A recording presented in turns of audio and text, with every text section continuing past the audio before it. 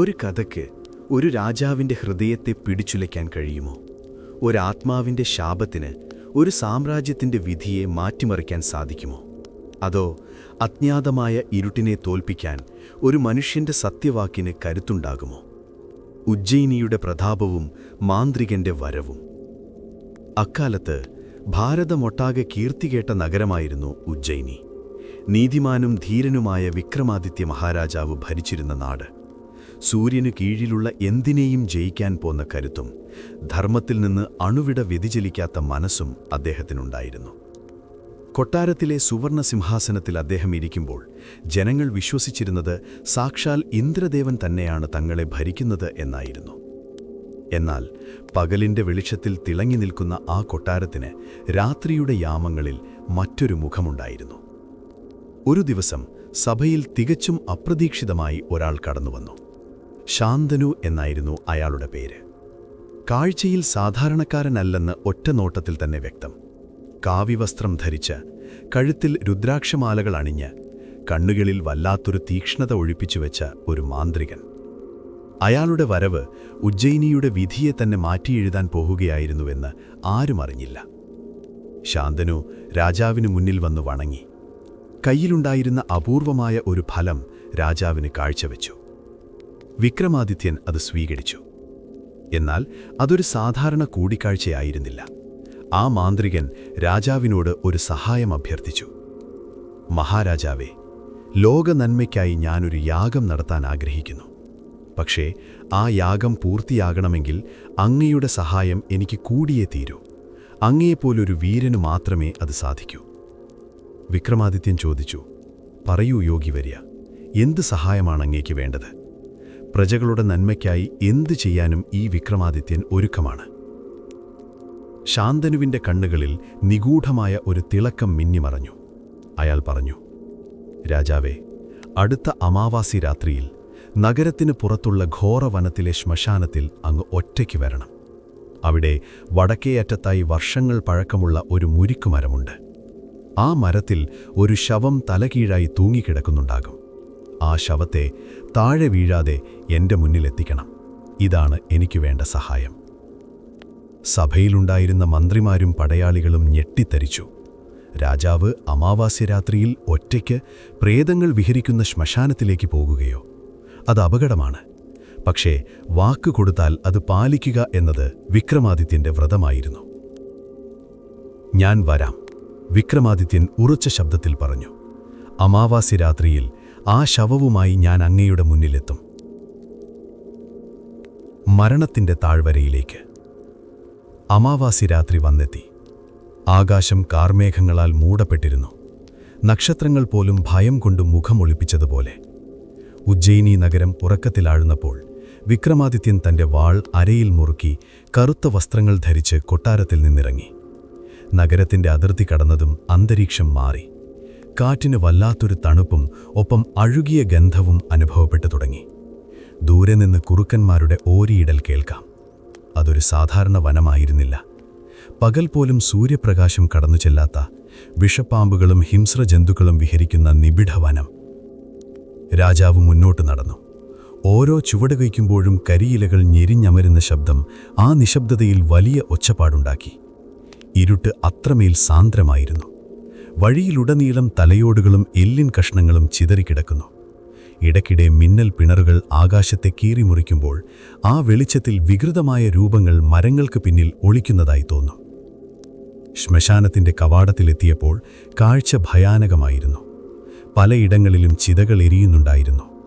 പകുതി വെന്ത മാംസത്തിൻ്റെ മണം കാറ്റിൽ തങ്ങി നിൽക്കുന്നു. എരിയുന്ന ചിതകളിൽ നിന്നുയരുന്ന പുകയിൽ പ്രേതരൂപങ്ങൾ നൃത്തം ചെയ്യുന്നതുപോലെ തോന്നി. ആരാണവിടെ? ഇരുട്ടിൽ നിന്ന് ഒരശരീരി പോലെ ചോദ്യമുയർന്നു. പക്ഷേ വിക്രമാദിത്യൻ പതറിയില്ല. അദ്ദേഹം മറുപടി പറഞ്ഞില്ല. ലക്ഷ്യമൊന്നു മാത്രം, വടക്കേ അറ്റത്തുള്ള ആ മുരിക്കുമരം. കാറ്റിൻ്റെ വേഗത കൂടി. മരങ്ങൾ വന്യമായി ഇളകിയാടി.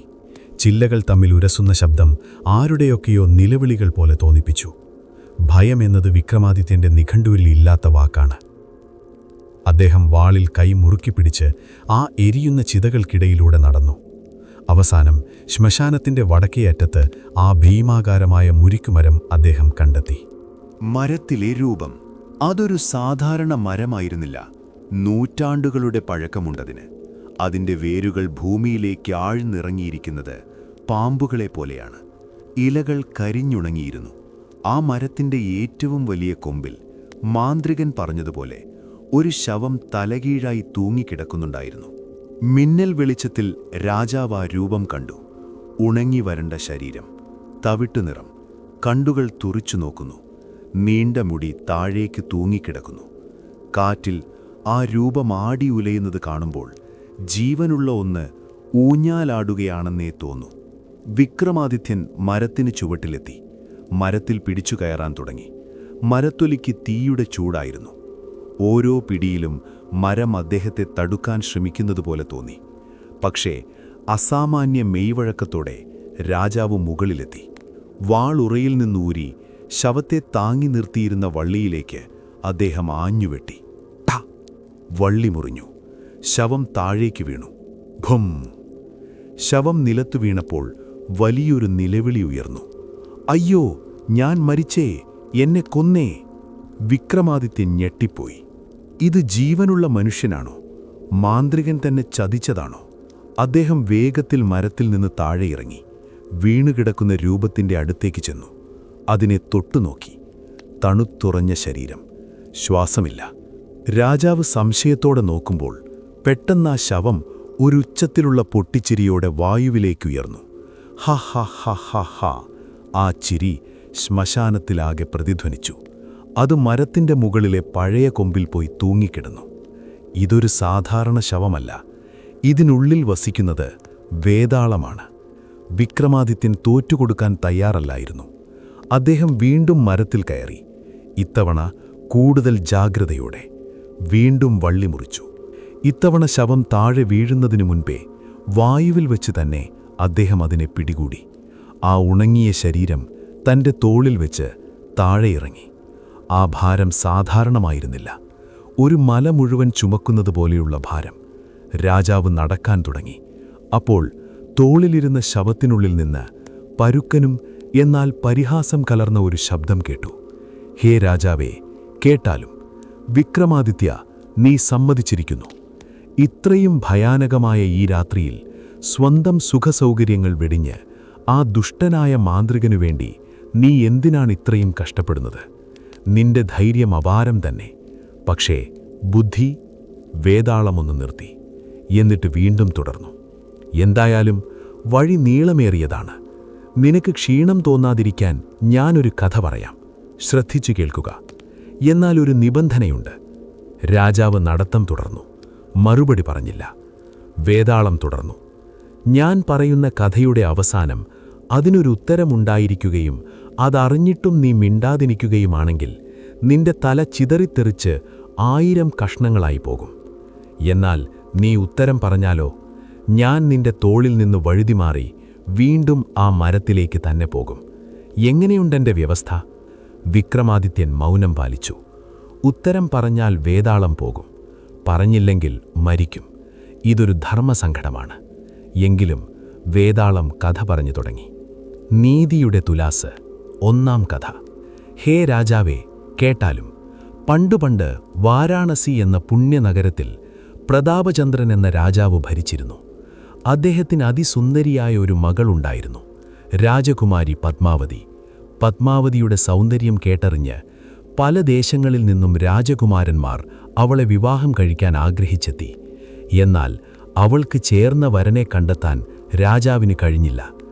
അങ്ങനെ അയൽരാജ്യത്ത് വലിയൊരു യുദ്ധം പൊട്ടിപ്പുറപ്പെട്ടു. ആ യുദ്ധത്തിൽ പ്രതാപചന്ദ്രൻ്റെ രാജ്യം ആക്രമിക്കപ്പെട്ടു. കൊട്ടാരം ശത്രുക്കൾ വളഞ്ഞു. രാജാവും രാജ്ഞിയും രാജകുമാരിയും കൊട്ടാരത്തിലെ രഹസ്യവഴിയിലൂടെ കാട്ടിലേക്ക് രക്ഷപ്പെട്ടു. ഘാടവനത്തിൽ അവർ അഭയം തേടി. എന്നാൽ വിധി അവരെ വെറുതെ വിട്ടില്ല. കാട്ടുകള്ളന്മാർ അവരുടെ ആഭരണങ്ങൾ കണ്ട് അവരെ ആക്രമിച്ചു. രാജാവിനെയും രാജ്ഞിയെയും അവർ വധിച്ചു. പത്മാവതി മാത്രം ഒരു കുറ്റിക്കാട്ടിൽ ഒളിച്ചിരുന്ന് കഷ്ടിച്ചു രക്ഷപ്പെട്ടു. അവൾ അനാഥയായി. കൊട്ടാരത്തിൽ പട്ടുമെത്തയിൽ കിടന്നുറങ്ങിയവൾ ഇന്ന് കാട്ടിലെ കല്ലും മുള്ളും നിറഞ്ഞ വഴിയിൽ ഏകയായി അലയുന്നു. അവളുടെ കണ്ണീർ വറ്റി വരണ്ടിരുന്നു. അതേസമയം ആ കാട്ടിലൂടെ 2 യാത്രികർ കുതിരപ്പുറത്തു വരുന്നുണ്ടായിരുന്നു. അവർ അച്ഛനും മകനുമായിരുന്നു. ചന്ദ്രസേനനും മകൻ വീരസേനനും. നാഴിക്കായി വന്നതായിരുന്നു അവർ. പെട്ടെന്ന് വീരസേനൻ ഒരു മരച്ചുവട്ടിൽ കരഞ്ഞിരിക്കുന്ന സുന്ദരിയായ പെൺകുട്ടിയെ കണ്ടു. അച്ഛാ, നോക്കൂ, വനദേവതയെപ്പോലെ ഒരു പെൺകുട്ടി ഇവിടെ ഒറ്റയ്ക്ക്. ചന്ദ്രസേനൻ കുതിര നിർത്തി. അവർ അവളുടെ അടുത്തേക്ക് ചെന്നു. കാര്യങ്ങൾ ചോദിച്ചറിഞ്ഞപ്പോൾ അവൾ ഒരു രാജകുമാരിയാണെന്ന് അവർക്ക് മനസ്സിലായി. അവളുടെ ദുരവസ്ഥ കണ്ട് അവരുടെ മനസ്സലിഞ്ഞു. അച്ഛൻ ചന്ദ്രസേനൻ മകനോട് പറഞ്ഞു, മകനെ, ഇവൾ ലക്ഷണമൊത്ത പെൺകുട്ടിയാണ്. ഇവളെ ഇവിടെ ഉപേക്ഷിക്കുന്നത് പാപമാണ്. നമുക്കിവളെ കൊട്ടാരത്തിലേക്ക് കൊണ്ടുപോകാം. അവർ രാജകുമാരിയെ കൂട്ടി സ്വന്തം രാജ്യത്തേക്ക് മടങ്ങി. കാലം കടന്നുപോയി. ആ പെൺകുട്ടിയുടെ സൗന്ദര്യത്തിലും ഗുണഗണങ്ങളിലും ആകൃഷ്ടരായ അച്ഛനും മകനും അവളെ വിവാഹം കഴിക്കാൻ ആഗ്രഹിച്ചു. എന്നാൽ ആചാരപ്രകാരം അതെങ്ങനെ ശരിയാകും? പക്ഷേ വിധി വിചിത്രമായിരുന്നു. രാജകുമാരി പത്മാവതിയുടെ സൗന്ദര്യത്തിൽ മനം മയങ്ങിയ മകൻ വീരസേനൻ അവളെ വിവാഹം കഴിക്കാൻ ആഗ്രഹിച്ചുവെങ്കിലും തന്റെ പിതാവിന്റെ ഏകാന്തത കണ്ട് അദ്ദേഹം പിന്മാറി. അതേസമയം പിതാവായ ചന്ദ്രസേനൻ വിചാരിച്ചു, ഇവൾ എന്റെ മകന് ചേർന്ന വധുവാണ് എന്ന്. എന്നാൽ കഥയിൽ ഇവിടെയാണ് ട്വിസ്റ്റ്. വിക്രമാദിത്യ, ഒരു ദിവസം അപ്രതീക്ഷിതമായൊരു സംഭവമുണ്ടായി. രാജകുമാരിയുമായുള്ള സംഭാഷണത്തിനിടയിൽ 2 പേരും, അച്ഛനും മകനും, ഒരേ സമയം അവളോട് വിവാഹാഭ്യർത്ഥന നടത്തിയില്ല. മറിച്ച് സാഹചര്യങ്ങൾ കൊണ്ട് ആ രാജകുമാരിയുടെ അമ്മ, രാജ്ഞി, മരിച്ചുവെന്ന് കരുതിയവർ അപ്രതീക്ഷിതമായി അവിടെ എത്തി. രാജ്ഞി മരിച്ചിരുന്നില്ല, മുറിവേറ്റ് കിടക്കുകയായിരുന്നു. ഇപ്പോൾ കഥയിലെ യഥാർത്ഥ പ്രശ്നം ഇതാണ്. അച്ഛനായ ചന്ദ്രസേനൻ രാജകുമാരിയുടെ അമ്മയായ രാജ്ഞിയെ വിവാഹം കഴിച്ചു. മകനായ വീരസേനൻ രാജകുമാരി പത്മാവതിയെയും വിവാഹം കഴിച്ചു. അങ്ങനെ അച്ഛനും മകനും അമ്മയെയും മകളെയും വിവാഹം കഴിച്ചു. കാലം കടന്നുപോയി. 2 ദമ്പതികൾക്കും കുട്ടികളുണ്ടായി. ചന്ദ്രസേനനും രാജ്ഞിക്കും ഒരു മകൻ ജനിച്ചു. വീരസേനനും പത്മാവതിക്കും ഒരു മകൻ ജനിച്ചു. വേതാളമൊന്ന് ചിരിച്ചു. ആ ചിരി കാടിനെ നടുക്കി. ഇനിയാണെന്റെ ചോദ്യം വിക്രമാദിത്യ, ശ്രദ്ധിച്ചു കേൾക്കണം. ചന്ദ്രസേനന് അച്ഛനുണ്ടായ മകനും വീരസേനന് മകനുണ്ടായ മകനും തമ്മിലുള്ള ബന്ധമെന്താണ്? അവർ തമ്മിൽ എങ്ങനെയാണ് സംബോധന ചെയ്യേണ്ടത്? വേതാളം തുടർന്നു. ഇത് വെറുമൊരു കുഴപ്പിക്കുന്ന ചോദ്യമല്ല. രക്തബന്ധങ്ങളുടെയും ധാർമ്മികതയുടെയും നൂലാമാലയാണ്. രാജാവേ, നിനക്കുത്തരമറിയാമെങ്കിൽ പറയുക. മൗനം പാലിച്ചാൽ നിന്റെ തല ചിതറിത്തെറിക്കും. വിക്രമാദിത്യൻ ചിന്തയിലാണ്ടു. അദ്ദേഹം ബുദ്ധിമാനാണ്. ധർമ്മശാസ്ത്രങ്ങളെല്ലാം പഠിച്ചവനാണ്. ഈ ചോദ്യത്തിന്റെ ഉത്തരം അദ്ദേഹത്തിനറിയാം. പക്ഷേ ഉത്തരം പറഞ്ഞാൽ വേതാളം പോകും. മൗനം പാലിച്ചാൽ മരിക്കും. ധീരനായ വിക്രമാദിത്യൻ തന്റെ മൗനം വെടിഞ്ഞു. അദ്ദേഹം പറഞ്ഞു, ഇതിൽ സംശയമെന്ത് വേതാളമേ? വ്യക്തമായ ഉത്തരമുണ്ട്. ശ്രദ്ധിച്ചു കേൾക്കുക. ചന്ദ്രസേനൻ, പിതാവ്, രാജകുമാരിയുടെ അമ്മയെയാണ് വിവാഹം കഴിച്ചത്. അതിനാൽ രാജകുമാരി ചന്ദ്രസേനന്റെ മകളായും സ്റ്റെപ്പ് ഡോട്ടർ മകന്റെ ഭാര്യയായും വരുന്നു. വീരസേനൻ രാജകുമാരിയെയാണ് വിവാഹം കഴിച്ചത്. ഇനി കുട്ടികളുടെ കാര്യമെടുക്കാം. ചന്ദ്രസേനന് പിതാവിനുണ്ടായ മകൻ വീരസേനന്റെ മകന്റെ അർദ്ധസഹോദരനാണ്. കാരണം അവർക്ക് ഒരേ അച്ഛനാണ്. എന്നാൽ വീരസേനന്റെ ഭാര്യയുടെ, രാജകുമാരിയുടെ അമ്മയാണ് ചന്ദ്രസേനന്റെ ഭാര്യ. അതിനാൽ ബന്ധങ്ങൾ സങ്കീർണമാകുന്നു. പക്ഷേ കൃത്യമായ ഉത്തരം ഇതാണ്. വീരസേനന്റെ മകന്റെ മകൻ ചന്ദ്രസേനന്റെ അച്ഛന്റെ മകനെ അമ്മാവൻ എന്ന് വിളിക്കണം. കാരണം വീരസേനന്റെ ഭാര്യയുടെ, രാജകുമാരിയുടെ സഹോദരനാണ് അമ്മയുടെ മകൻ എന്ന നിലയിൽ ചന്ദ്രസേനന്റെ മകൻ. അമ്മയുടെ സഹോദരൻ അമ്മാവൻ തന്നെയാകുമല്ലോ. വിക്രമാദിത്യന്റെ ഉത്തരം കൃത്യമായിരുന്നു, യുക്തിഭദ്രമായിരുന്നു. വേതാളം ഉറക്കെ ചിരിച്ചു. അതിശയകരം വിക്രമാദിത്യ, നിന്റെ ബുദ്ധി കൂർമ്മയുള്ളത് തന്നെ. ഉത്തരം ശരിയാണ്. പക്ഷേ പെട്ടെന്ന് വേതാളത്തിന്റെ സ്വരം മാറി. പക്ഷേ നീ വാക്ക് തെറ്റിച്ചു. നീ മിണ്ടിപ്പോയി. ഇതാ ഞാൻ പോകുന്നു. ഷൂ! ഒരു കാറ്റുപോലെ വേതാളം രാജാവിന്റെ തോളിൽ നിന്ന് വഴുതി മാറി. ആകാശത്തേക്ക് ഉയർന്ന് ഇരുട്ടിലൂടെ പറന്ന് വീണ്ടും ശ്മശാനത്തിന്റെ വടക്കേ അറ്റത്തുള്ള ആ മുരിക്കുമരത്തിലേക്ക് പോയി. വിക്രമാദിത്യൻ നിരാശനായില്ല. അദ്ദേഹത്തിന്റെ മുഖത്ത് ദൃഢനിശ്ചയം മാത്രം. അദ്ദേഹം വീണ്ടും തിരിഞ്ഞു നടന്നു ആ മുരിക്കുമരത്തിലേക്ക്. ഇരുട്ടും കാറ്റും മഴയും അദ്ദേഹത്തിന് തടസ്സമായില്ല. പക്ഷെ വിക്രമാദിത്യൻ അറിഞ്ഞിരുന്നില്ല ഇത് വെറുമൊരു തുടക്കം മാത്രമായിരുന്നുവെന്ന്. അടുത്തതായി വേതാളം പറയാൻ പോകുന്ന കഥ കേവലം ബുദ്ധിയുടെ പരീക്ഷണമല്ല, മറിച്ച് രാജാവിന്റെ മനഃശാക്ഷിയെ തന്നെ വിചാരണ ചെയ്യുന്ന ഒന്നാകുമെന്ന്. മടക്കയാത്രയുടെ കാഠിന്യം. വേതാളം പിടിവിട്ട് പറന്നകന്നപ്പോൾ വിക്രമാദിത്യൻ ഒരു നിമിഷം ആകാശത്തേക്ക് നോക്കി നിന്നു. കരിമ്പനകളുടെ മുകളിലൂടെ ഒരു മിന്നൽ പിണർ പോലെ അത് മറയുന്നത് അദ്ദേഹം കണ്ടു. സാധാരണ മനുഷ്യനായിരുന്നെങ്കിൽ ആ നിമിഷം തളർന്നുപോയേനെ. ഇത്രയും കഷ്ടപ്പെട്ട് മരണത്തെ മുഖാമുഖം കണ്ട് നേടിയെടുത്ത ഒന്ന് സ്വന്തം നാവിൻ്റെ പിഴവ് കൊണ്ട് നഷ്ടപ്പെട്ടിരിക്കുന്നു. എന്നാൽ വിക്രമാദിത്യൻ സാധാരണക്കാരനായിരുന്നില്ല. പരാജയത്തിൽ തളരുന്നവൻ അവകാശപ്പെട്ടതല്ല രാജസിംഹാസനമെന്ന് അദ്ദേഹത്തിന് നന്നായി അറിയാമായിരുന്നു. അദ്ദേഹം തിരിഞ്ഞു നടന്നു. വന്ന വഴിയിലെ ഇരുട്ട് ഇപ്പോൾ കൂടുതൽ കടുത്തിരിക്കുന്നു. കാറ്റിൻ്റെ വേഗത കൂടി. ശ്മശാനത്തിലെ ചിതകളിൽ നിന്ന് പാറി വീഴുന്ന ചാരവും പൊടിയും മുഖത്തു വന്ന് അടിച്ചുകൊണ്ടിരുന്നു. ഓരോ ചുവടും മുന്നോട്ട് വയ്ക്കുമ്പോൾ അദൃശ്യമായ കൈകൾ അദ്ദേഹത്തിൻ്റെ കാലുകളിൽ പിടിച്ചുലയ്ക്കുന്നത് പോലെ തോന്നി. തിരിച്ചു പോകൂ, തിരിച്ചു പോകൂ എന്ന് കാറ്റു മന്ത്രിക്കുന്നത് പോലെ. വീണ്ടും ആ വടക്കേയറ്റത്തെ മുരിക്കിമരത്തിൻ്റെ ചുവട്ടിലെത്തി. മുകളിലേക്ക് നോക്കിയപ്പോൾ പഴയതുപോലെ ആ ശവം തലകീഴായി തൂങ്ങിക്കിടക്കുന്നു. അതിൻ്റെ ചുണ്ടിൽ വിക്രമാദിത്യനെ പരിഹസിക്കുന്ന ചിരിയുണ്ട്. അദ്ദേഹം വീണ്ടും മരത്തിൽ കയറി. മരത്തൊലിയിലെ മുള്ളുകൾ കൈകളിൽ ആഴ്ന്നിറങ്ങി രക്തം പൊടിഞ്ഞു. എങ്കിലും വകവയ്ക്കാതെ അദ്ദേഹം മുകളിലെത്തി. വാളുകൊണ്ട് വള്ളി മുറിച്ചു. ശവം താഴേക്ക് വീണു. ഇത്തവണയും അത് താഴെ വീഴും മുൻപേ അദ്ദേഹം വായുവിൽ വെച്ച് പിടികൂടി തോളിലേറ്റി. യാത്ര വീണ്ടും തുടങ്ങി. ശ്മശാനത്തിൻ്റെ അതിർത്തി ലക്ഷ്യമാക്കി നടക്കുമ്പോൾ തോളിലിരുന്ന വേതാളം വീണ്ടും സംസാരിച്ചു തുടങ്ങി. വിക്രമാദിത്യ, നിന്റെ ഈ പിടിവാശി കണ്ട് ഞാൻ അത്ഭുതപ്പെടുന്നു. ആ മാന്ത്രികൻ നിന്നെക്കൊണ്ട് ചെയ്യിക്കുന്നത് അസാധ്യമായ കാര്യമാണ്. എന്നിട്ടും നീ പിന്മാറുന്നില്ല. നിന്റെ ഈ ക്ഷീണം മാറ്റാൻ വഴി നീളമേറിയതുകൊണ്ട് നമുക്കൊരു കഥ കൂടി കേട്ടാലോ? ഇത്തവണയെങ്കിലും നീ മൗനം പാലിക്കുമെന്ന് ഞാൻ കരുതുന്നു. ശ്രദ്ധിച്ചു കേൾക്കുക. 3 കാമുകന്മാരും ഒരു പുനർജന്മവും. 2ാം കഥ. പണ്ട് യമുനാ നദിയുടെ തീരത്ത് ധർമ്മപുരം എന്നൊരു ഗ്രാമമുണ്ടായിരുന്നു. അവിടെ അതിസമ്പന്നനായ ഒരു ബ്രാഹ്മണന് അതിസുന്ദരിയായ ഒരു മകളുണ്ടായിരുന്നു, മധുമതി. പേരുപോലെ തന്നെ മധുരമായിരുന്നു അവളുടെ സംസാരവും രൂപവും. അവളുടെ സൗന്ദര്യം കേട്ടറിഞ്ഞ് ദൂരദേശങ്ങളിൽ നിന്നുപോലും യുവാക്കൾ അവളെ കാണാനെത്തിയിരുന്നു. എന്നാൽ മധുമതിയെ സ്വന്തമാക്കാൻ മത്സരിച്ചിരുന്നത് 3 യുവാക്കളായിരുന്നു. മൂവരും ഒന്നിനൊന്നു മെച്ചം. ഒന്നാമൻ വലിയ പണ്ഡിതനായിരുന്നു, വേദങ്ങളും ശാസ്ത്രങ്ങളും ഹൃദിസ്ഥമാക്കിയവൻ. 2ാമൻ വലിയൊരു വീരനായിരുന്നു. ആയോധന കലകളിൽ അവനെ തോൽപ്പിക്കാൻ ആരുമുണ്ടായിരുന്നില്ല. 3ാമൻ അതിബുദ്ധിമാനും വലിയ ധനികനുമായിരുന്നു. മധുമതിയുടെ പിതാവ് ആകെ ധർമ്മസങ്കടത്തിലായി. ആർക്ക് മകളെ വിവാഹം ചെയ്തു കൊടുക്കും? മൂവരും യോഗ്യരാണ്. ഒടുവിൽ മധുമതിയുടെ തീരുമാനം ചോദിക്കാൻ അദ്ദേഹം തീരുമാനിച്ചു. പക്ഷേ വിധി അതിന് സമ്മതിച്ചില്ല. വിവാഹനിശ്ചയത്തിൻ്റെ തലേ ദിവസം പൂന്തോട്ടത്തിൽ പൂ പറിച്ചുകൊണ്ടിരിക്കെ ഒരു കാളസർപ്പം മധുമതിയെ കടിച്ചു. വൈദ്യന്മാർ ഓടിയെത്തി. മന്ത്രവാദികൾ പൂജകൾ ചെയ്തു. പക്ഷേ ഫലമുണ്ടായില്ല. വിഷം ആ സുന്ദരിയുടെ ജീവനെടുത്തു. ആ നാട് മുഴുവൻ കണ്ണീരിലായി. മധുമതിയുടെ മൃതദേഹം ശ്മശാനത്തിൽ കൊണ്ടുപോയി ദഹിപ്പിച്ചു. ഇവിടെയാണ് കഥയുടെ ഗൗരവം മാറുന്നത്. വിക്രമാദിത്യ, അവളെ സ്നേഹിച്ചിരുന്ന ആ 3 യുവാക്കളുടെയും പ്രതികരണം 3 തരത്തിലായിരുന്നു. ഒന്നാമൻ പണ്ഡിതൻ.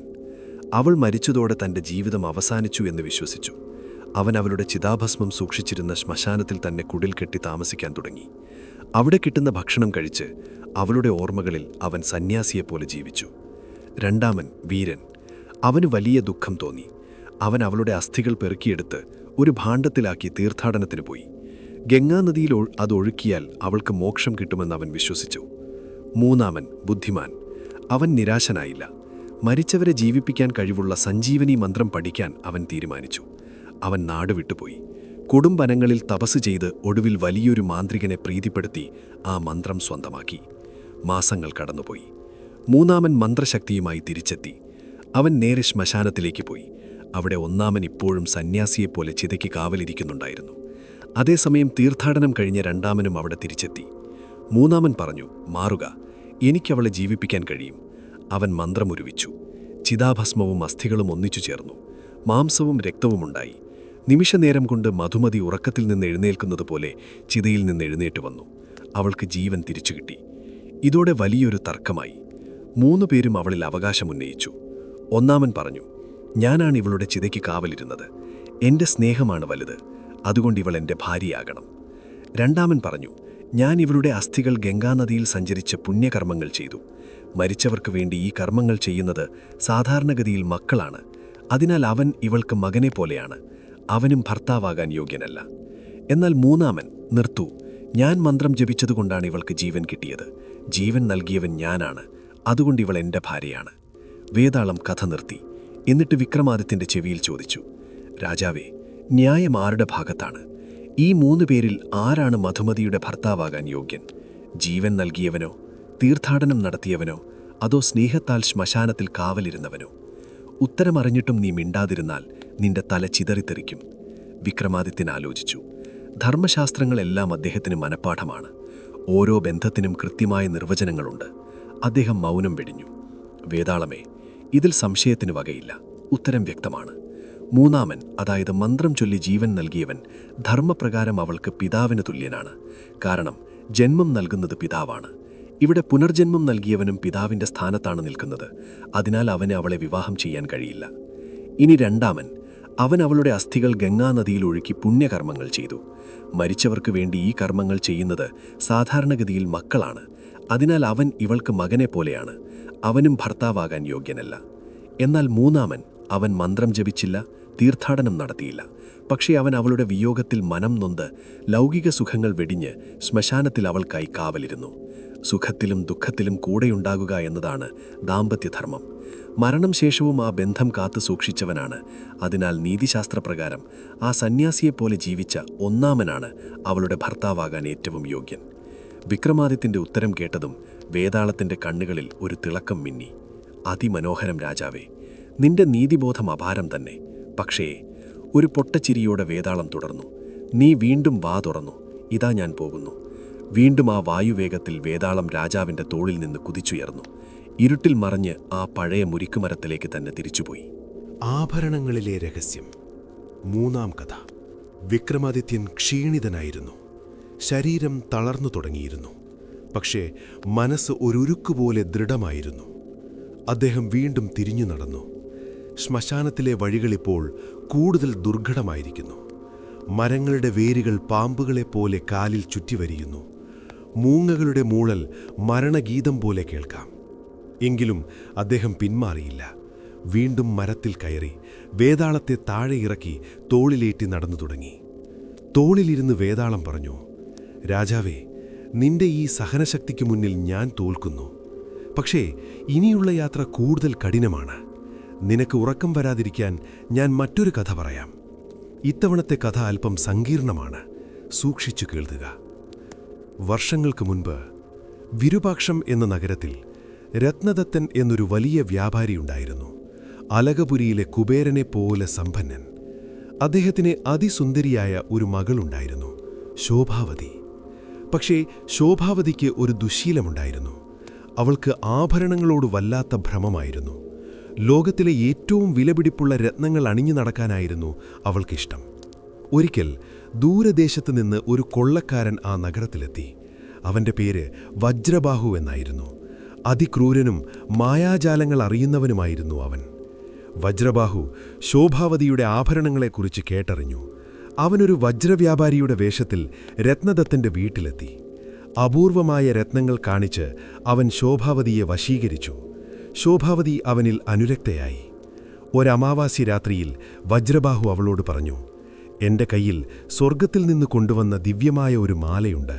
പക്ഷേ അത് ധരിക്കണമെങ്കിൽ നീ നഗരത്തിനു പുറത്തുള്ള കാട്ടിലെ ക്ഷേത്രത്തിൽ വരണം. ആഭരണഭ്രമം മൂത്ത ശോഭാവതി അത് വിശ്വസിച്ചു.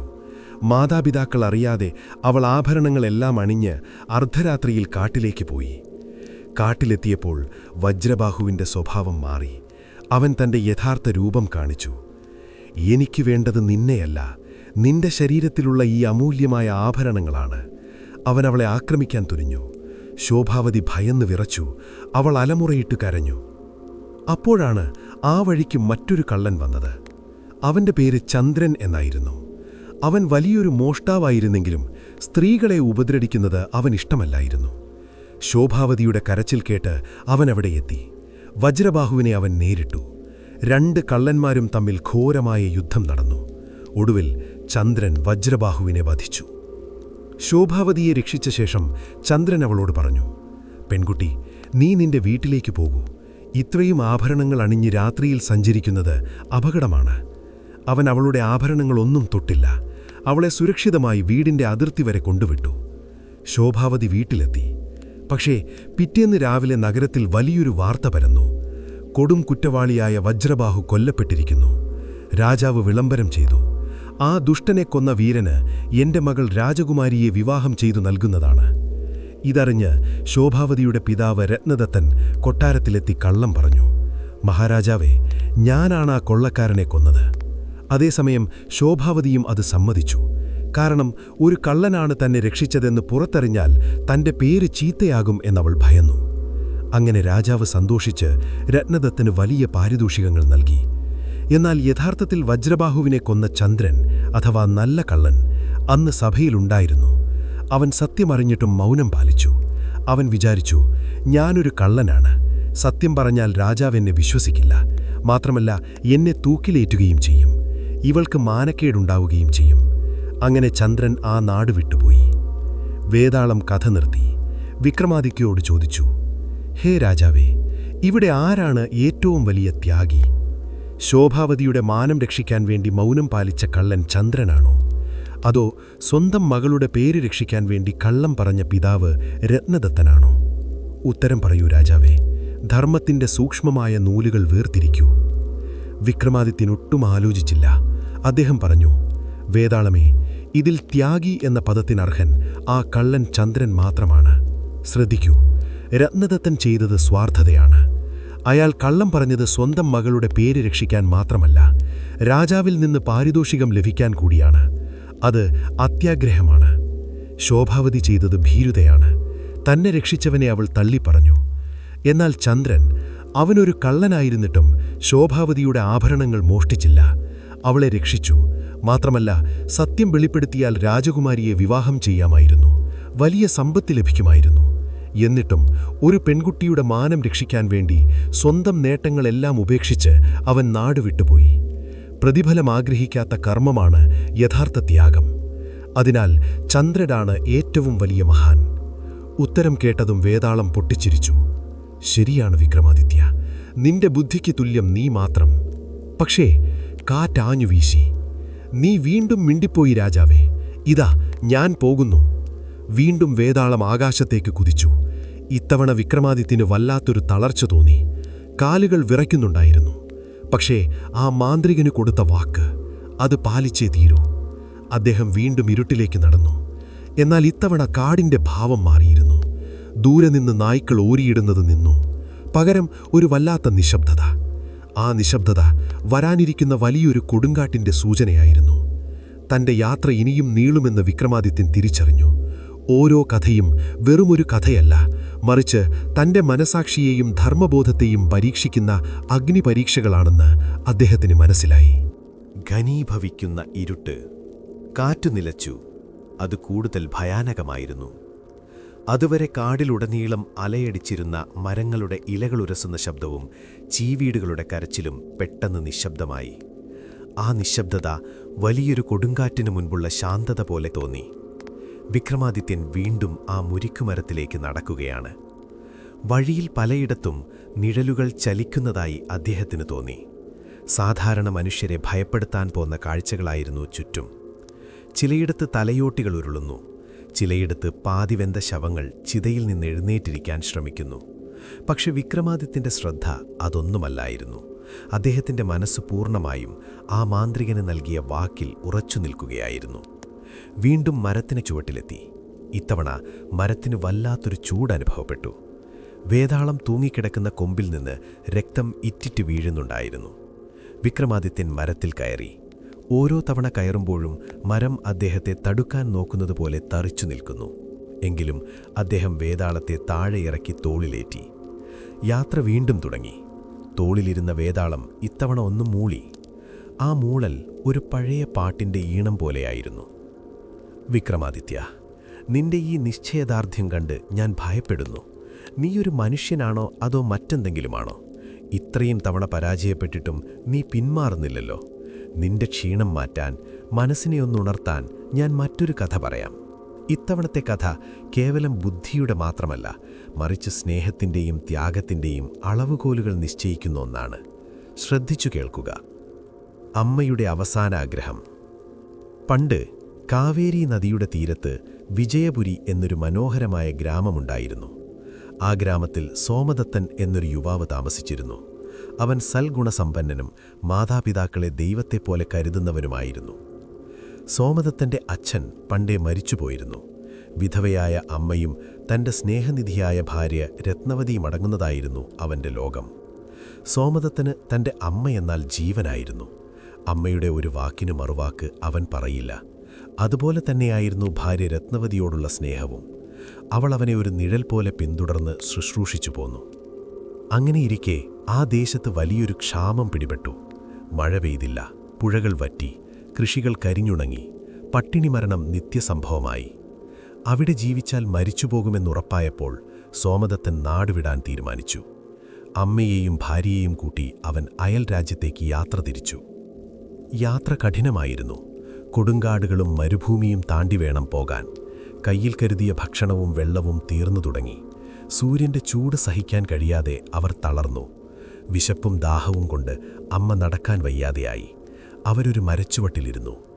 അമ്മ പറഞ്ഞു, മകനെ, എനിക്കൊരടി മുന്നോട്ട് വയ്ക്കാൻ വയ്യ. എൻ്റെ ജീവൻ പോകാൻ പോകുന്നു. പക്ഷെ മരിക്കുന്നതിന് മുൻപ് എനിക്കൊരാഗ്രഹം ബാക്കിയുണ്ട്.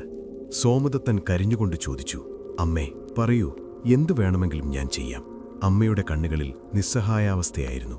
അവർ പറഞ്ഞു, മകനെ, ചെറുപ്പം മുതൽ എനിക്ക് കാശിയിലെ വിശ്വനാഥനെ കാണാൻ ആഗ്രഹമുണ്ടായിരുന്നു. അത് സാധിച്ചില്ല. പക്ഷേ ഇപ്പോൾ എനിക്ക് വല്ലാത്ത വിശപ്പ് തോന്നുന്നു. മരിക്കുന്നതിന് മുൻപ് വയറു നിറയെ എന്തെങ്കിലും കഴിക്കണം. എങ്കിലേ എൻ്റെ ആത്മാവിന് ശാന്തി കിട്ടൂ. ആ കാട്ടിൽ എവിടെ ഭക്ഷണം കിട്ടാനാണ്? സോമദത്തൻ ചുറ്റും നോക്കി. ഉണങ്ങിയ മരങ്ങളും മണലാരണ്യവും മാത്രം. അവൻ നിസ്സഹായനായി നിൽക്കുമ്പോൾ അമ്മ പറഞ്ഞു, മകനെ, നീ വിഷമിക്കണ്ട.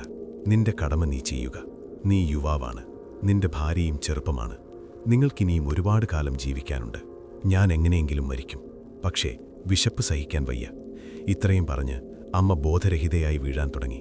ഇത് കണ്ട് സഹിക്കാൻ കഴിയാതെ സോമദത്തൻ്റെ ഭാര്യ രത്നവതി ഭർത്താവിനോട് പറഞ്ഞു, നാഥ, അമ്മയുടെ ജീവൻ രക്ഷിക്കാൻ നമുക്ക് വേറെ വഴിയില്ല.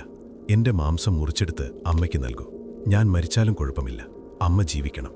സോമദത്തൻ ഞെട്ടിപ്പോയി. സ്വന്തം ഭാര്യയെ കൊന്ന് അമ്മയ്ക്ക് ഭക്ഷണം നൽകുകയോ? പക്ഷേ അപ്പോഴേക്കും അമ്മയുടെ നില ഗുരുതരമായി. സോമദത്തൻ ഒരു ധർമ്മസങ്കടത്തിലായി. മാതൃഭക്തിയാണോ പത്നിധർമ്മമാണോ വലുത്?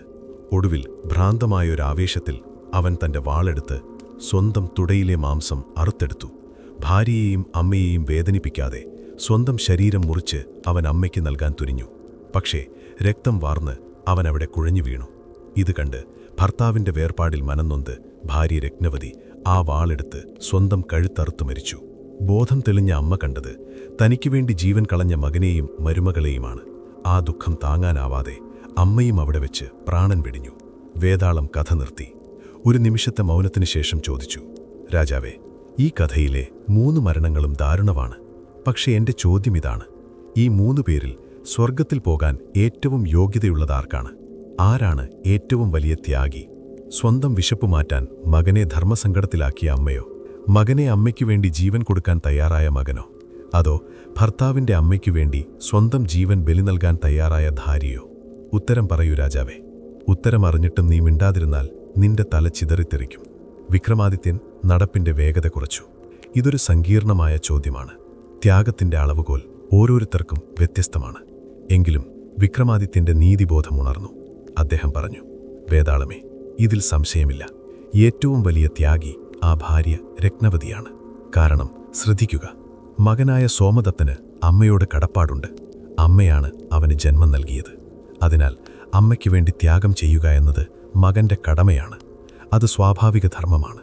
അമ്മയാണെങ്കിൽ വാർദ്ധക്യസഹജമായ അവശത കൊണ്ടും വിശപ്പ് കൊണ്ടും ബുദ്ധിമരവിച്ചാണ് ആ ആവശ്യം ഉന്നയിച്ചത്. എന്നാൽ ഭാര്യ രത്നവതിയോ? അവൾക്ക് ഭർത്താവിൻ്റെ അമ്മയോട് സ്നേഹവും ബഹുമാനവും ഉണ്ടാകാം. പക്ഷേ സ്വന്തം ജീവൻ കൊടുക്കാനുള്ള ബാധ്യത അവൾക്കില്ല. അവൾ ആ കുടുംബത്തിൽ ജനിച്ചവളല്ല, മറ്റൊരു കുടുംബത്തിൽ നിന്ന് വന്നവളാണ്. എന്നിട്ടും ഭർത്താവിൻ്റെ സന്തോഷത്തിനു വേണ്ടിയും ഭർത്താവിൻ്റെ അമ്മയുടെ ജീവൻ രക്ഷിക്കാനും വേണ്ടി അവൾ സ്വയം മരിക്കാൻ തയ്യാറായി.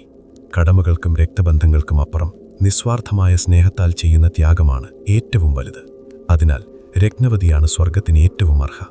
വിക്രമാദിത്യന്റെ ഉത്തരം കൃത്യമായിരുന്നു. വേതാളം ഉറക്കെ ചിരിച്ചു. അതിശയകരം. ഒരു സ്ത്രീയുടെ ത്യാഗത്തിന്റെ മഹത്വം മനസ്സിലാക്കാൻ നിനക്ക് കഴിഞ്ഞല്ലോ രാജാവേ. നിന്റെ ഉത്തരം ശരിയാണ്. പക്ഷേ വേതാളത്തിന്റെ ശബ്ദം കാറ്റിൽ അലിഞ്ഞു ചേർന്നു. നീ വീണ്ടും മിണ്ടിപ്പോയി. ഇതാ ഞാൻ പോകുന്നു. കൈവിട്ടുപോയ പട്ടം പോലെ വേതാളം വീണ്ടും ഇരുട്ടിലേക്ക് പറന്നകന്നു. രാജധർമ്മത്തിന്റെ പരീക്ഷണം. വിക്രമാദിത്യൻ ക്ഷീണിതനായിരുന്നു. ശരീരം വല്ലാതെ തളർന്നിരിക്കുന്നു. തുടർച്ചയായ യാത്രയും മാനസികമായ പരീക്ഷണങ്ങളും അദ്ദേഹത്തെ ഉലച്ചിരുന്നു. എങ്കിലും അദ്ദേഹം തോൽക്കാൻ തയ്യാറല്ലായിരുന്നു. വീണ്ടും ആ ശ്മശാനത്തിലൂടെ നടന്ന് മുരുക്കുമരത്തിലെത്തി വേതാളത്തെ പിടികൂടി തോളിലേറ്റി. തിരികെ നടക്കുമ്പോൾ വേതാളം പറഞ്ഞു, വിക്രമാദിത്യ, നീ സമ്മതിച്ചിരിക്കുന്നു. നിന്റെ ഈ ക്ഷമ അപാരം തന്നെ. എന്നാൽ ഇനിയുള്ള കഥ ഒരു രാജാവിനെക്കുറിച്ചാണ്. നിന്നെപ്പോലൊരു രാജാവിനെക്കുറിച്ച്. ഇത് നിനക്കൊരു പാഠമാകട്ടെ. പണ്ട് ധർമ്മപുരി എന്ന രാജ്യം ഭരിച്ചിരുന്നത് യശോധരൻ എന്ന രാജാവായിരുന്നു. നീതിമാനും പ്രജാവാത്സല്യനുമായിരുന്നു അദ്ദേഹം. അദ്ദേഹത്തിന്റെ കൊട്ടാരത്തിൽ സത്യശീലൻ എന്നൊരു വിശ്വസ്തനായ സേവകനുണ്ടായിരുന്നു. രാജാവിനെ സ്വന്തം ജീവനേക്കാൾ സ്നേഹിക്കുന്നവനായിരുന്നു സത്യശീലൻ. രാത്രിയിൽ രാജാവ് ഉറങ്ങുമ്പോൾ വാളുമായി കാവൽ നിൽക്കുന്നത് അവനായിരുന്നു. ഒരു അമാവാസി രാത്രിയിൽ കൊട്ടാരവാതിലിൽ കാവൽ നിൽക്കുമ്പോൾ സത്യശീലൻ ഒരു കാഴ്ച കണ്ടു. കൊട്ടാരത്തിൽ നിന്ന് അതീവ സുന്ദരിയായ ഒരു സ്ത്രീ കരഞ്ഞുകൊണ്ട് പുറത്തേക്ക് പോകുന്നു. അവളുടെ കണ്ണീർ വീഴുന്നിടത്തെല്ലാം രക്തം പടരുന്നുണ്ടായിരുന്നു. സത്യശീലൻ അവളെ തടഞ്ഞു നിർത്തി ചോദിച്ചു, നീ ആരാണ്? എന്തിനാണ് കൊട്ടാരം വിട്ടുപോകുന്നത്? അവൾ പറഞ്ഞു, ഞാൻ ഈ രാജ്യത്തിൻ്റെ രാജലക്ഷ്മിയാണ്. ഈ രാജാവിൻ്റെ ആയുസ് അവസാനിക്കാറായി. 3 ദിവസത്തിനുള്ളിൽ രാജാവ് മരിക്കും. രാജാവ് മരിച്ചാൽ ഞാനും ഈ രാജ്യം വിട്ടുപോകും. സത്യശീലൻ ഞെട്ടിപ്പോയി. അവൻ രാജലക്ഷ്മിയുടെ കാലിൽ വീണ് അപേക്ഷിച്ചു, അമ്മേ, എന്റെ രാജാവിനെ രക്ഷിക്കണം. എന്താണ് പരിഹാരം? രാജലക്ഷ്മി പറഞ്ഞു, ഒരേ ഒരു വഴിയേയുള്ളൂ. 32 ലക്ഷണങ്ങളും ഒത്തിണങ്ങിയ 12 വയസ്സിൽ താഴെയുള്ള ഒരു ബാലനെ ആ ബാലന്റെ അച്ഛൻ സ്വന്തം കൈകൊണ്ട് വെട്ടി ഭദ്രകാളിക്ക് ബലി നൽകിയാൽ രാജാവ് രക്ഷപ്പെടും. ഇല്ലെങ്കിൽ 3-ാം നാൾ രാജാവ് മരിക്കും. ഇത്രയും പറഞ്ഞ് രാജലക്ഷ്മി മറഞ്ഞു. സത്യശീലൻ ആകെ തകർന്നുപോയി. 32 ലക്ഷണങ്ങളുള്ള ബാലൻ, അത് തന്റെ മകൻ മാത്രമാണ്. അവൻ വീട്ടിലേക്കോടി. ഉറങ്ങിക്കിടക്കുന്ന ഭാര്യയെയും മകനെയും വിളിച്ചുണർത്തി കാര്യം പറഞ്ഞു. രാജാവിനെ രക്ഷിക്കാൻ തന്റെ മകനെ ബലി നൽകണം എന്ന് കേട്ടപ്പോൾ ആ ഭാര്യ പൊട്ടിക്കരഞ്ഞില്ല. പകരം അവൾ പറഞ്ഞു, നാഥ, നമ്മൾ ഈ രാജാവിൻ്റെ ഉപ്പ് തിന്നാണ് ജീവിക്കുന്നത്. രാജാവില്ലെങ്കിൽ ഈ രാജ്യമില്ല, പ്രജകളില്ല.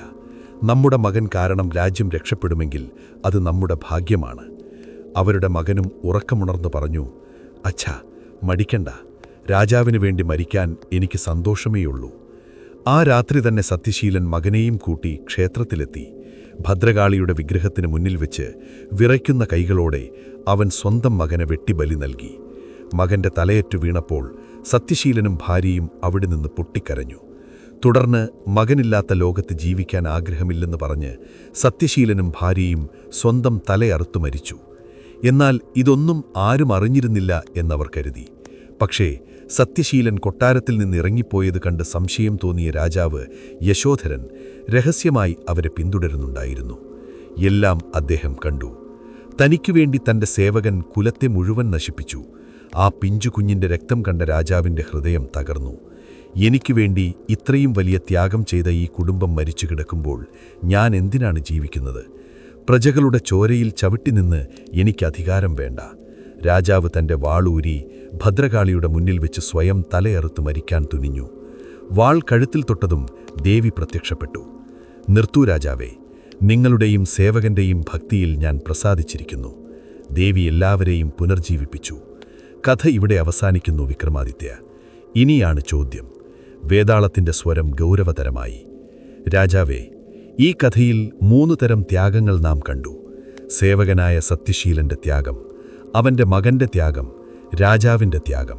ഇതിൽ ഏറ്റവും മഹത്തായ ത്യാഗം ആരുടേതാണ്? ഉത്തരം പറയൂ. വിക്രമാദിത്യൻ ചിന്തിച്ചു. ഇത് രാജധർമ്മവും സേവകധർമ്മവും തമ്മിലുള്ള തുലനമാണ്.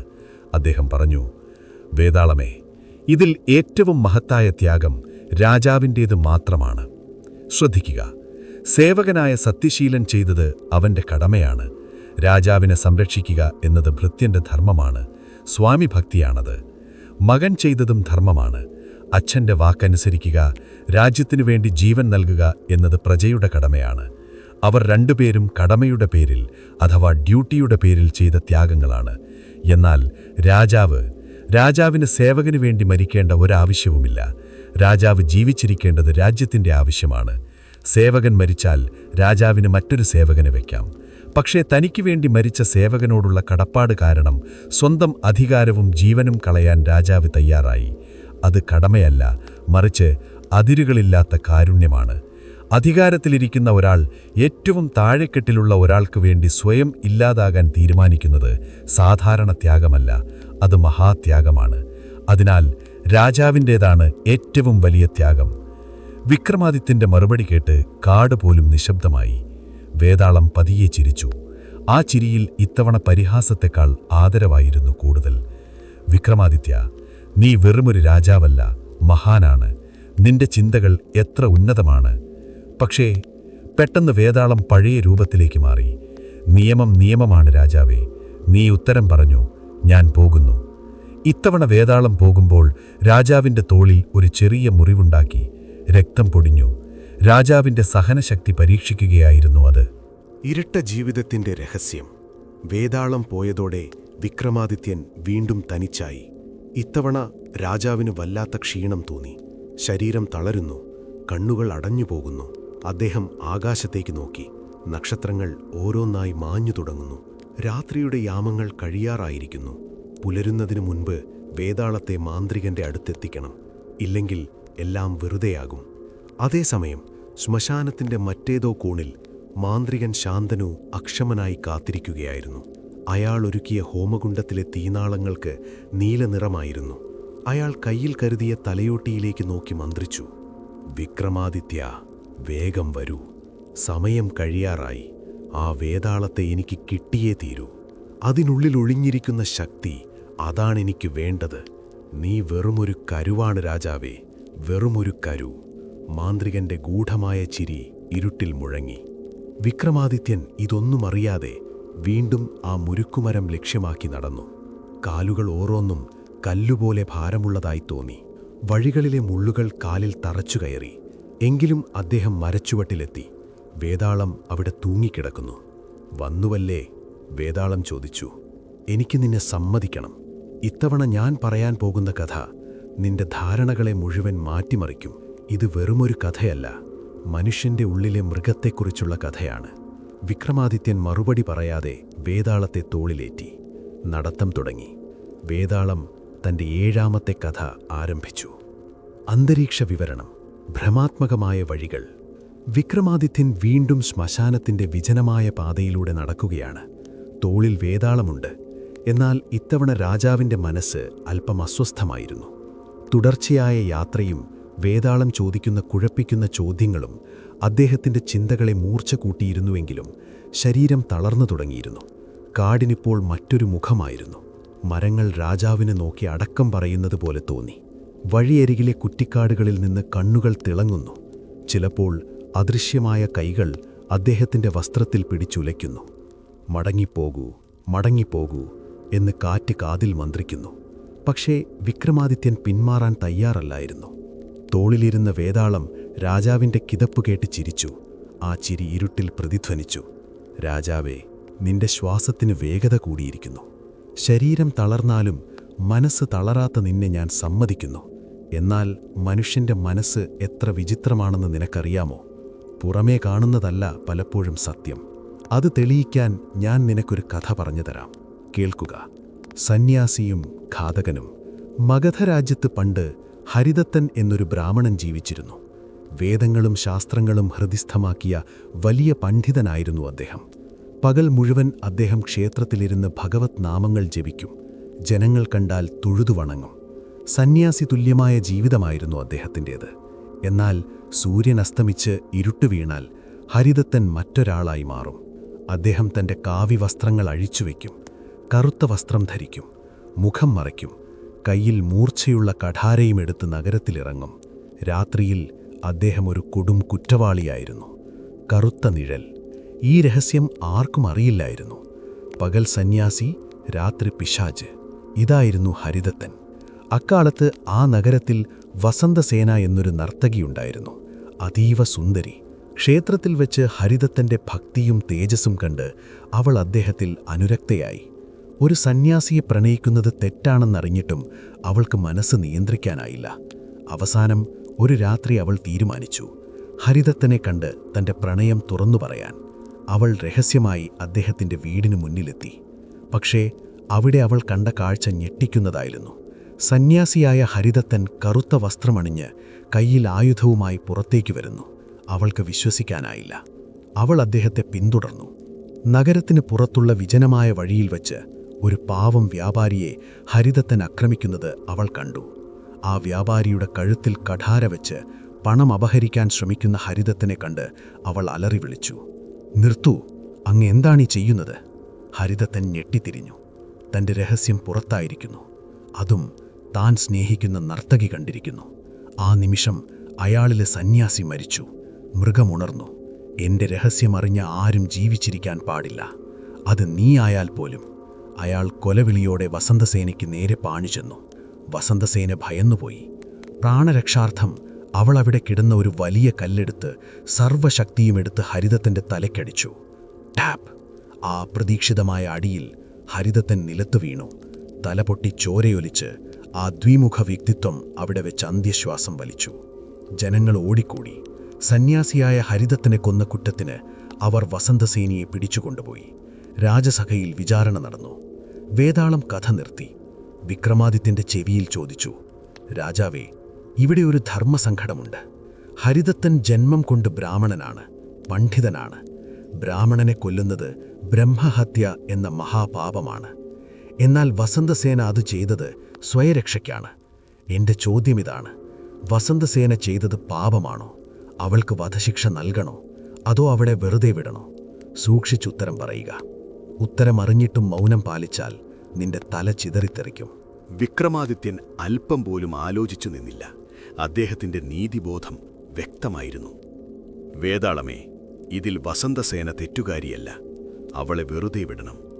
കാരണം ശ്രദ്ധിക്കുക, മനുഷ്യനെ നിർവചിക്കുന്നത് അവന്റെ ജന്മമല്ല, മറിച്ച് അവന്റെ കർമ്മം, ആക്ഷൻ ആണ്. ഹരിദത്തൻ പകൽ സന്യാസിയായിരുന്നിരിക്കാം, പക്ഷേ രാത്രിയിൽ ആയുധമെടുത്ത് കൊലപാതകത്തിന് തുനിഞ്ഞ നിമിഷം അയാൾ ബ്രാഹ്മണനല്ലാതായി മാറി. അയാൾ വെറുമൊരു ആദതായി, അഗ്രസർ അല്ലെങ്കിൽ മേർഡറർ ആയി മാറി. ധർമ്മശാസ്ത്രപ്രകാരം തന്നെ കൊല്ലാൻ വരുന്ന ആദതായിയെ വധിക്കുന്നത് പാപമല്ല, അത് സ്വയരക്ഷയാണ്. അവിടെ കൊല്ലപ്പെട്ടത് ഒരു ബ്രാഹ്മണനെയല്ല, മറിച്ച് ഒരു ഘാതകനെയാണ്. അതുകൊണ്ട് വസന്തസേനയ്ക്ക് ബ്രഹ്മഹത്യാദോഷം ബാധിക്കില്ല.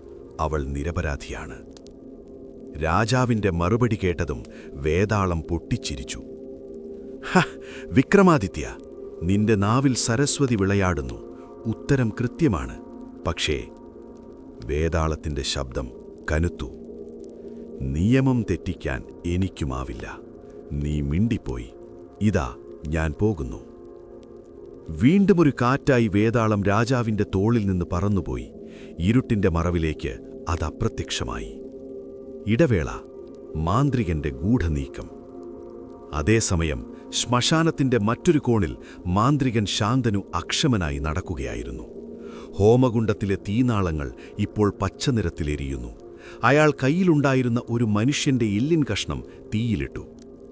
വിക്രമാദിത്യൻ തളരുന്നുണ്ട്, അയാൾ സ്വയം പറഞ്ഞു. അവന്റെ മനസ്സ് ഓരോ കഥ കഴിയുമ്പോഴും മൂർച്ചയുള്ളതാകുന്നു. പക്ഷേ ശരീരമോ അത് മരണത്തോടടുക്കുകയാണ്. ശാന്തനു തന്റെ ഭാണ്ഡത്തിൽ നിന്ന് രത്നങ്ങൾ പതിപ്പിച്ച ഒരു കത്തി പുറത്തെടുത്തു. വേതാളത്തെ എന്റെ മുന്നിലെത്തിച്ചാലുടൻ ആ നിമിഷം വിക്രമാദിത്യന്റെ കഥ കഴിക്കണം. അവന്റെ ബലിയിലൂടെ മാത്രമേ എനിക്ക് അഷ്ടസിദ്ധികൾ നേടാനാകൂ. അയാളുടെ കണ്ണുകളിൽ ക്രൂരമായൊരു തിളക്കം മിന്നി. ദൂരെ വിക്രമാദിത്യൻ വീണ്ടും മരത്തിനടുത്തേക്ക് നടക്കുന്നത് അയാൾ കണ്ടില്ല. പക്ഷേ കാറ്റിന്റെ മാറ്റത്തിൽ നിന്ന് അയാളതറിഞ്ഞു. വിശ്വാസത്തിന്റെ വില. വിക്രമാദിത്യൻ വീണ്ടും മുരിക്കുമരത്തിലെത്തി. കിതപ്പോടെയാണെങ്കിലും വീണ്ടും മരത്തിൽ കയറി വേതാളത്തെ താഴെ ഇറക്കി. ഓരോ തവണയും മരത്തിൽ കയറുന്നത് ഒരു യുദ്ധം ജയിക്കുന്നത് പോലെയായിരുന്നു. കൈകാലുകൾ മുറിഞ്ഞ് രക്തം വരുന്നുണ്ടായിരുന്നു. തോളിലേറ്റി നടക്കുമ്പോൾ വേതാളം പറഞ്ഞു, "രാജാവേ, നിന്റെ ക്ഷമ അപാരം തന്നെ. പക്ഷേ ലോകത്തിൽ ഏറ്റവും വലിയ അപകടമെന്താണെന്നറിയാമോ? വിശ്വാസം. അന്ധമായ വിശ്വാസം പലപ്പോഴും വലിയ ദുരന്തങ്ങളിൽ കലാശിക്കും. അത് തെളിയിക്കുന്ന ഒരു കഥ ഞാൻ പറയാം. പണ്ട് കലിംഗ രാജ്യത്ത് പ്രതാപസിംഹൻ എന്നൊരു രാജാവുണ്ടായിരുന്നു. അദ്ദേഹത്തിന് വീരബാഹു എന്നൊരു അംഗരക്ഷകനുണ്ടായിരുന്നു. രാജാവിൻ്റെ നിഴലായിരുന്നു വീരബാഹു. രാജാവിനു വേണ്ടി ജീവൻ കൊടുക്കാൻ പോലും അവൻ തയ്യാറായിരുന്നു. രാജാവിന് തൻ്റെ രാജ്ഞിയിലുള്ള വിശ്വാസം അതിരട്ടതായിരുന്നു. രാജ്ഞി ഒരു ദേവിയെപ്പോലെയാണെന്നായിരുന്നു അദ്ദേഹത്തിൻ്റെ ധാരണ. എന്നാൽ രാജ്ഞിക്ക് കൊട്ടാരത്തിലെ പ്രധാനമന്ത്രിയുമായി രഹസ്യബന്ധമുണ്ടായിരുന്നു. രാജാവിനെ വധിച്ച് രാജ്യം കൈക്കലാക്കാൻ അവർ ഗൂഢാലോചന നടത്തി. ഒരു രാത്രി രാജാവിൻ്റെ കിടപ്പറയ്ക്ക് പുറത്ത് കാവൽ നിൽക്കുകയായിരുന്നു വീരബാഹു. പെട്ടെന്ന് രാജ്ഞിയും മന്ത്രിയും തമ്മിലുള്ള സംഭാഷണം അവൻ കേട്ടു. ഇന്ന് രാത്രി രാജാവ് ഉറങ്ങുമ്പോൾ വിഷം പുരട്ടിയ സൂചി കൊണ്ട് കുത്തിക്കൊല്ലാം. നാളെ നമുക്ക് രാജ്യം ഭരിക്കാം. വീരബാഹു ഞെട്ടിപ്പോയി. എന്തു ചെയ്യും? ഇപ്പോൾ തന്നെ പോയി രാജാവിനോട് പറഞ്ഞാൽ രാജാവ് വിശ്വസിക്കില്ല. കാരണം രാജ്ഞിയിലുള്ള അദ്ദേഹത്തിൻ്റെ വിശ്വാസം അത്രയ്ക്ക് വലുതാണ്. മാത്രമല്ല, തെളിവില്ലാതെ രാജ്ഞിക്കെതിരെ ആരോപണം ഉന്നയിച്ചാൽ തൻ്റെ തല വെട്ടും. പറഞ്ഞില്ലെങ്കിൽ രാജാവ് മരിക്കും. വീരബാഹു ഒരു തീരുമാനമെടുത്തു. അവൻ വാളുമായി രാജാവിൻ്റെ കിടപ്പറയിൽ കയറി കർട്ടൻ്റെ പിന്നിൽ ഒളിച്ചു നിന്നു. അർദ്ധരാത്രിയിൽ രാജ്ഞി വിഷം പുരട്ടിയ സൂചിയുമായി രാജാവിൻ്റെ അടുത്തേക്ക് വന്നു. അവൾ കുത്താനാഞ്ഞതും കർട്ടൻ്റെ പിന്നിൽ നിന്ന് വീരബാഹു ചാടി വീണു. അവൻ രാജ്ഞിയുടെ കൈ തട്ടിമാറ്റി. പക്ഷെ രാജ്ഞി ഉച്ചവെച്ചു. ഓടിവരുവിൻ, ഇതാ അംഗരക്ഷകൻ എന്നെ മാനഭംഗപ്പെടുത്താൻ ശ്രമിക്കുന്നു. രാജാവ് ഞെട്ടിയുണർന്നു. നോക്കുമ്പോൾ നഗ്നമായ വാളുമായി നിൽക്കുന്ന വീരബാഹു. ഭയന്ന് വിറയ്ക്കുന്ന രാജ്ഞി. സാഹചര്യം കണ്ടാൽ ആരും രാജ്ഞിയെ വിശ്വസിച്ചു പോകും. രാജാവ് കോപം കൊണ്ട് വിറച്ചു. എൻ്റെ ജീവനേക്കാൾ ഞാൻ വിശ്വസിച്ചവനെ, നീ എൻ്റെ ഭാര്യയെ ആക്രമിക്കാൻ തുനിഞ്ഞോ? വീരബാഹു ഒന്നും മിണ്ടിയില്ല. സത്യം പറഞ്ഞാൽ രാജ്ഞിയുടെ മാനം പോകും. രാജാവിനത് വലിയ വേദനയാകും. അവൻ മൗനം പാലിച്ചു. രാജാവ് ഉടൻ തന്നെ വിധിച്ചു, ഇവനെ ഇപ്പോൾ തന്നെ ശിരച്ഛേദം ചെയ്യുക. പടയാളികൾ വീരബാഹുവിനെ പിടിച്ചുകൊണ്ടുപോയി. അവൻ ഒരു തടസ്സവാദവും പറഞ്ഞില്ല. കൊട്ടാരമുറ്റത്ത് വെച്ച് അവൻ്റെ തല വെട്ടി. അവൻ മരിച്ച നിമിഷം രാജ്ഞിക്ക് കുറ്റബോധം തോന്നിയില്ല.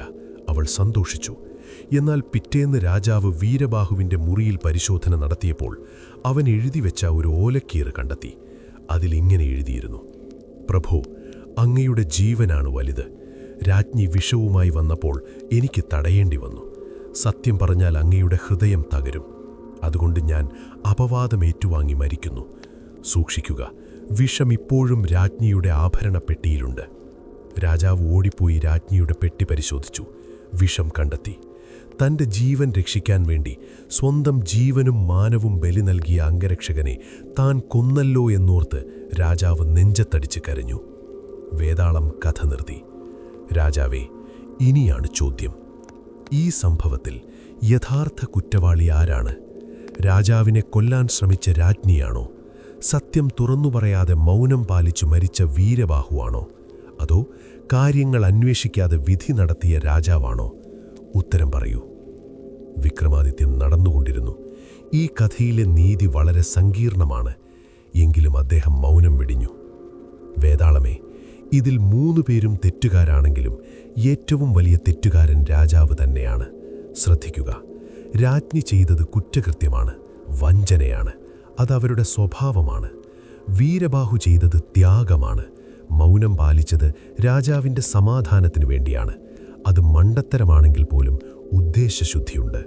എന്നാൽ രാജാവ് ഒരു ഭരണാധികാരി എന്ന നിലയിൽ വിധി നടപ്പാക്കും മുൻപ് സാമദാന ഭേദദണ്ഡ മാർഗങ്ങൾ ഉപയോഗിച്ച് സത്യം കണ്ടെത്തേണ്ട ബാധ്യത അദ്ദേഹത്തിനുണ്ട്. വർഷങ്ങളായി തന്നെ സേവിക്കുന്ന വിശ്വസ്തനായൊരു ഭൃത്യൻ പെട്ടെന്നൊരു ദിവസം തെറ്റു ചെയ്താൽ അതിൻ്റെ കാരണം അന്വേഷിക്കണം. അന്ധമായ വിശ്വാസം, ബ്ലൈൻഡ് ട്രസ്റ്റ്, ഒരു രാജാവിന് ഭൂഷണമല്ല. രാജ്ഞിയെ അന്ധമായി വിശ്വസിച്ചതും ഭൃത്യനെ വിചാരണ കൂടാതെ കൊന്നതും രാജാവിൻ്റെ പരാജയമാണ്. വിവേകമില്ലാത്ത ഭരണാധികാരിയാണ് യഥാർത്ഥ ദുരന്തം. അതിനാൽ രാജാവാണ് പ്രധാന കുറ്റവാളി. അതിശയകരം! വേതാളം അലറി. വിക്രമാദിത്യ, നീതിശാസ്ത്രം നിന്നെ കണ്ടു പഠിക്കണം.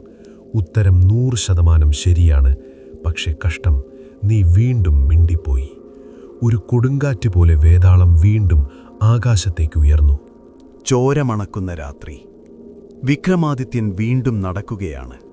ആ ശ്മശാനഭൂമി ഇപ്പോഴൊരു യുദ്ധക്കളം പോലെ തോന്നിപ്പിച്ചു. ഓരോ തവണ വേതാളം പോകുമ്പോഴും രാജാവിൻ്റെ മനസ്സിൻ്റെ ഓരോ പാളികൾ അഴിഞ്ഞു വീഴുന്നതുപോലെ. കാലുകൾക്കിപ്പോൾ മരവിപ്പാണ്. വഴിയിലുടനീളം മുൾച്ചെടികൾ പടർന്നു പന്തലിച്ചിരിക്കുന്നു. അവ രാജാവിൻ്റെ ശരീരത്തിൽ പോറലുകൾ ഏൽപ്പിച്ചു. പക്ഷേ ആ വേദനയൊന്നും അദ്ദേഹത്തിൻ്റെ മനസ്സിനെ സ്പർശിച്ചില്ല. മൂടൽമഞ്ഞു മാറിയിരുന്നു. പകരം വായുവിൽ കനത്ത പുകയുടെ ഗന്ധം. എവിടെയോ യുദ്ധം നടക്കുന്നതുപോലെ പടഹധ്വനികളും ആനകളുടെ ചിഹ്നംവിളികളും ദൂരെ നിന്ന് കേൾക്കുന്നതായി തോന്നി. വിക്രമാദിത്യൻ മുരുക്കുമരത്തിലെത്തി. പതിവുപോലെ വേതാളത്തെ താഴെയിറക്കി തോളിലേറ്റി. തോളിലിരുന്ന വേതാളം ഇത്തവണ രാജാവിൻ്റെ ചെവിയിൽ മന്ത്രിച്ചു. രാജാവേ, നിന്റെ ശരീരത്തിൽ നിന്ന് രക്തം വാർന്നുപോകുന്നു. നിന്റെ കണ്ണുകളിൽ ക്ഷീണമുണ്ട്. പക്ഷേ നിന്റെ ഹൃദയമിടിപ്പ് ഒരു യുദ്ധഭേരി പോലെ മുഴങ്ങുന്നു. യുദ്ധത്തെക്കുറിച്ച് പറഞ്ഞതുകൊണ്ടാകാം നമുക്കൊരു യുദ്ധക്കഥയിലേക്ക് തന്നെ പോകാം. സ്നേഹവും രാജ്യസ്നേഹവും തമ്മിലുള്ള ഒരേറ്റുമുട്ടൽ. ശ്രദ്ധിച്ചു കേൾക്കുക. സേനാധിപന്റെ ധർമ്മസങ്കടം. പണ്ട് മാൾവയും കലിംഗവും തമ്മിൽ വർഷങ്ങളായി നിലനിന്നിരുന്ന പക ഒടുവിൽ ഒരു വലിയ യുദ്ധത്തിൽ കലാശിച്ചു. മാൾവയുടെ സൈന്യത്തെ നയിച്ചിരുന്നത് രുദ്രദത്തൻ എന്ന അതിസമർത്ഥനായ സേനാധിപനായിരുന്നു. വാൾപ്പയറ്റിൽ അവനെ തോൽപ്പിക്കാൻ ആരുമുണ്ടായിരുന്നില്ല. അവന്റെ തന്ത്രങ്ങൾക്ക് മുന്നിൽ കലിംഗ സൈന്യം പലപ്പോഴും പതറി. എന്നാൽ ആർക്കുമറിയാത്തൊരു രഹസ്യം രുദ്രദത്തനുണ്ടായിരുന്നു. യുദ്ധം തുടങ്ങുന്നതിന് മാസങ്ങൾക്ക് മുൻപ് രുദ്രദത്തൻ വേഷപ്രച്ഛന്നനായി കലിംഗത്തിൽ പോയിരുന്നു. അവിടെ വച്ച് കലിംഗരാജാവിൻ്റെ മകൾ രാജകുമാരി നന്ദിനിയെ അവൻ കണ്ടുമുട്ടി. അവർ തമ്മിൽ പ്രണയത്തിലായി. ശത്രുരാജ്യങ്ങൾ തമ്മിലുള്ള പ്രണയം. യുദ്ധം തുടങ്ങി. മാൾവ സൈന്യം കലിംഗത്തിൻ്റെ കോട്ടവാതിലിലെത്തി. പിറ്റേന്ന് സൂര്യനുദിച്ചാൽ അന്തിമ യുദ്ധം നടക്കും. രാജാവ് വധിക്കപ്പെടും. രാജ്യം മാൾവയുടെ അധീനതയിലാകും. രുദ്രദത്തൻ്റെ വിജയം സുനിശ്ചിതമായിരുന്നു. അന്ന് രാത്രി രുദ്രദത്തൻ്റെ കൂടാരത്തിലേക്കൊരു ദൂതൻ വന്നു. കലിംഗ രാജകുമാരിയുടെ ഒരു കത്ത് അയാൾ രുദ്രദത്തന് നൽകി. അതിലിങ്ങനെ എഴുതിയിരുന്നു: രുദ്രദത്ത, നാളെ നീ വിജയിക്കും. നിന്റെ അച്ഛൻ മരിക്കും. നിന്റെ രാജ്യം നശിക്കും. നീ ജയിക്കുന്ന നിമിഷം ഞാൻ എൻ്റെ പ്രാണൻ ത്യജിക്കും. നിന്റെ അച്ഛൻ്റെ ചോര പുരണ്ട കൈകളുള്ള നിന്നെ എനിക്ക് വേണ്ട. നിനക്ക് യുദ്ധം ജയിക്കാം.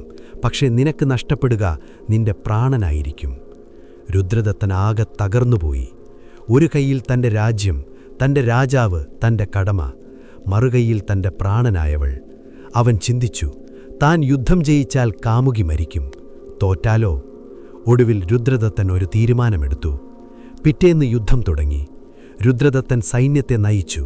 പക്ഷേ നിർണായകമായ നിമിഷത്തിൽ അവൻ സൈന്യത്തിന് പിന്മാറാൻ ഉത്തരവ് കൊടുത്തു. ജയിക്കാമായിരുന്ന യുദ്ധം അവൻ മനഃപൂർവ്വം തോൽപ്പിച്ചുകൊടുത്തു. കലിംഗ സൈന്യം ആ അവസരം മുതലെടുത്തു. തിരിച്ചടിച്ചു. മാൾവ സൈന്യം ചിതറിയോടി. മാൾവ രാജ്യം തോറ്റു.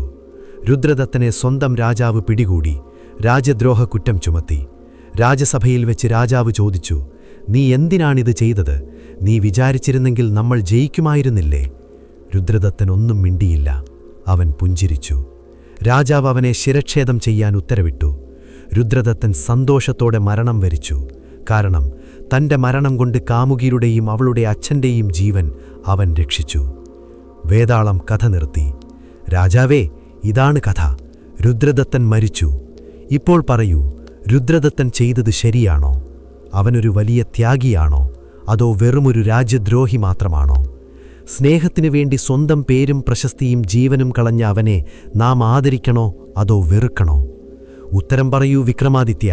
ഉത്തരമറിഞ്ഞിട്ടും നീ മിണ്ടാതിരുന്നാൽ നിന്റെ തല ചിതറിത്തെറിക്കും. വിക്രമാദിത്യൻ നടന്നുകൊണ്ടിരുന്നു. മുഖത്ത് ഗൗരവം നിഴലിച്ചു. ഒരു നിമിഷത്തെ ആലോചനയ്ക്ക് ശേഷം അദ്ദേഹം പറഞ്ഞു, വേതാളമേ, വികാരങ്ങൾക്കടിമപ്പെട്ട് ചിന്തിച്ചാൽ രുദ്രദത്തൻ ഒരു ത്യാഗിയായി തോന്നാം. പക്ഷേ ധർമ്മശാസ്ത്രപ്രകാരം അവൻ വെറുമൊരു രാജ്യദ്രോഹി, ട്രെയിറ്റർ മാത്രമാണ്. വേതാളം ആകാംക്ഷയോടെ കാതോർത്തു. വിക്രമാദിത്യൻ തുടർന്നു, ശ്രദ്ധിക്കുക, ഒരു സൈന്യാധിപന്റെ പ്രഥമവും പ്രധാനമായ കടമ രാഷ്ട്രധർമ്മമാണ്. ആയിരക്കണക്കിന് പടയാളികൾ അവനെ വിശ്വസിച്ചാണ് യുദ്ധത്തിനിറങ്ങുന്നത്. അവരുടെ ജീവൻ അവൻ്റെ കയ്യിലാണ്. സ്വന്തം കാമുകിയെ രക്ഷിക്കാൻ വേണ്ടി അവൻ ബലി നൽകിയത് സ്വന്തം ജീവൻ മാത്രമല്ല, അവനെ വിശ്വസിച്ച ആയിരക്കണക്കിന് പടയാളികളുടെ ജീവനും സ്വന്തം രാജ്യത്തിൻ്റെ അഭിമാനവുമാണ്. വ്യക്തിപരമായ സ്നേഹം എപ്പോഴും രാഷ്ട്രധർമ്മത്തിന് താഴെ മാത്രമേ വരാവൂ. അവൻ രാജിവെച്ചു പോയിരുന്നെങ്കിൽ അത് ത്യാഗമായിരുന്നു. പക്ഷേ സ്ഥാനത്തിരുന്നുകൊണ്ട് യുദ്ധം തോൽപ്പിച്ചു കൊടുത്തത് കൊടും ചതിയാണ്. അവൻ ശിക്ഷയർഹിക്കുന്നു. വിക്രമാദിത്യൻ്റെ വാക്കുകൾ വാളിൻ്റെ മൂർച്ച പോലെയായിരുന്നു. വേതാളം പൊട്ടിച്ചിരിച്ചു. അതിശയകരം, സ്നേഹത്തേക്കാൾ വലുത് കടമയാണെന്ന് നീ സ്ഥാപിച്ചു. നിന്റെ ഉത്തരം 100% ശരിയാണ് രാജാവേ. പക്ഷേ വേതാളത്തിൻ്റെ സ്വരം മാറി. നീ വീണ്ടും മിണ്ടിപ്പോയി. ഇതാ ഞാൻ പോകുന്നു. വീണ്ടും ഇരുട്ടിലേക്ക് വേതാളം പറന്നുപോയി. ഇത്തവണ പോകുമ്പോൾ വേതാളം ഒരു വലിയ നിലവിളി ശബ്ദമുണ്ടാക്കി. അത് കാടിനെ മുഴുവൻ നടുക്കി. അറിവിൻ്റെയും അഹങ്കാരത്തിൻ്റെയും ഫലം. വിക്രമാദിത്യൻ ക്ഷീണത്തിൻ്റെ അങ്ങേയറ്റത്തെത്തിയിരുന്നു. ഇത്തവണ മരത്തിൻ്റെ അടുത്തേക്ക് നടക്കുമ്പോൾ അദ്ദേഹത്തിന് കാഴ്ച മങ്ങുന്നതുപോലെ തോന്നി. ദൂരെ മാന്ത്രികന്റെ ഹോമകുണ്ടത്തിലെ തീനാളങ്ങൾ ഉയരുന്നത് കാണാം. സമയം അതിക്രമിച്ചിരിക്കുന്നു. ഇനി അധികം സമയമില്ല. പുലരുന്നതിന് മുൻപ് വേതാളത്തെ എത്തിച്ചില്ലെങ്കിൽ വാക്ക് തെറ്റും. അദ്ദേഹം വീണ്ടും വേതാളത്തെ പിടിച്ച് തോളിലിട്ടു. വേതാളം ഇത്തവണ രാജാവിന് നോക്കി സഹതാപത്തോടെ ചിരിച്ചു. രാജാവേ, നീ തളർന്നു. നിന്റെ ശരീരം വിറയ്ക്കുന്നു. എന്നാൽ നിന്റെ ബുദ്ധിക്ക് ഇപ്പോഴും തെളിച്ചമുണ്ട്. എന്നാൽ ഞാൻ ചോദിക്കട്ടെ, ഈ ബുദ്ധിയും അറിവും പലപ്പോഴും മനുഷ്യന് ദുഃഖമല്ലേ നൽകുക? അത് തെളിയിക്കുന്ന അവസാനത്തെ ഒരു കഥ കൂടി ഞാൻ പറയാം. ഇത്തവണത്തെ കഥ വഞ്ചനയുടെ വൃത്തത്തെക്കുറിച്ചാണ്. ശ്രദ്ധിച്ചു കേൾക്കുക. പണ്ട് ഉജ്ജയിനിയിൽ തന്നെ ഭർതൃഹരി എന്നൊരു രാജാവുണ്ടായിരുന്നു. നീതിമാനും കവിയും പണ്ഡിതനുമായിരുന്നു അദ്ദേഹം. അദ്ദേഹത്തിന് തന്റെ ഭാര്യയായ രാജ്ഞി പിങ്കളയോട് അതിരറ്റ സ്നേഹമായിരുന്നു. ലോകത്തിൽ വെച്ച് ഏറ്റവും സുന്ദരിയും പതിവ്രതയുമാണവൾ എന്ന് രാജാവ് വിശ്വസിച്ചു. ഒരു ദിവസം രാജകൊട്ടാരത്തിൽ ഒരു തപസ്വി വന്നു. അദ്ദേഹം രാജാവിന് അപൂർവമായൊരു മാമ്പഴം നൽകി. രാജാവേ, ഇതൊരു ദിവ്യഫലമാണ്.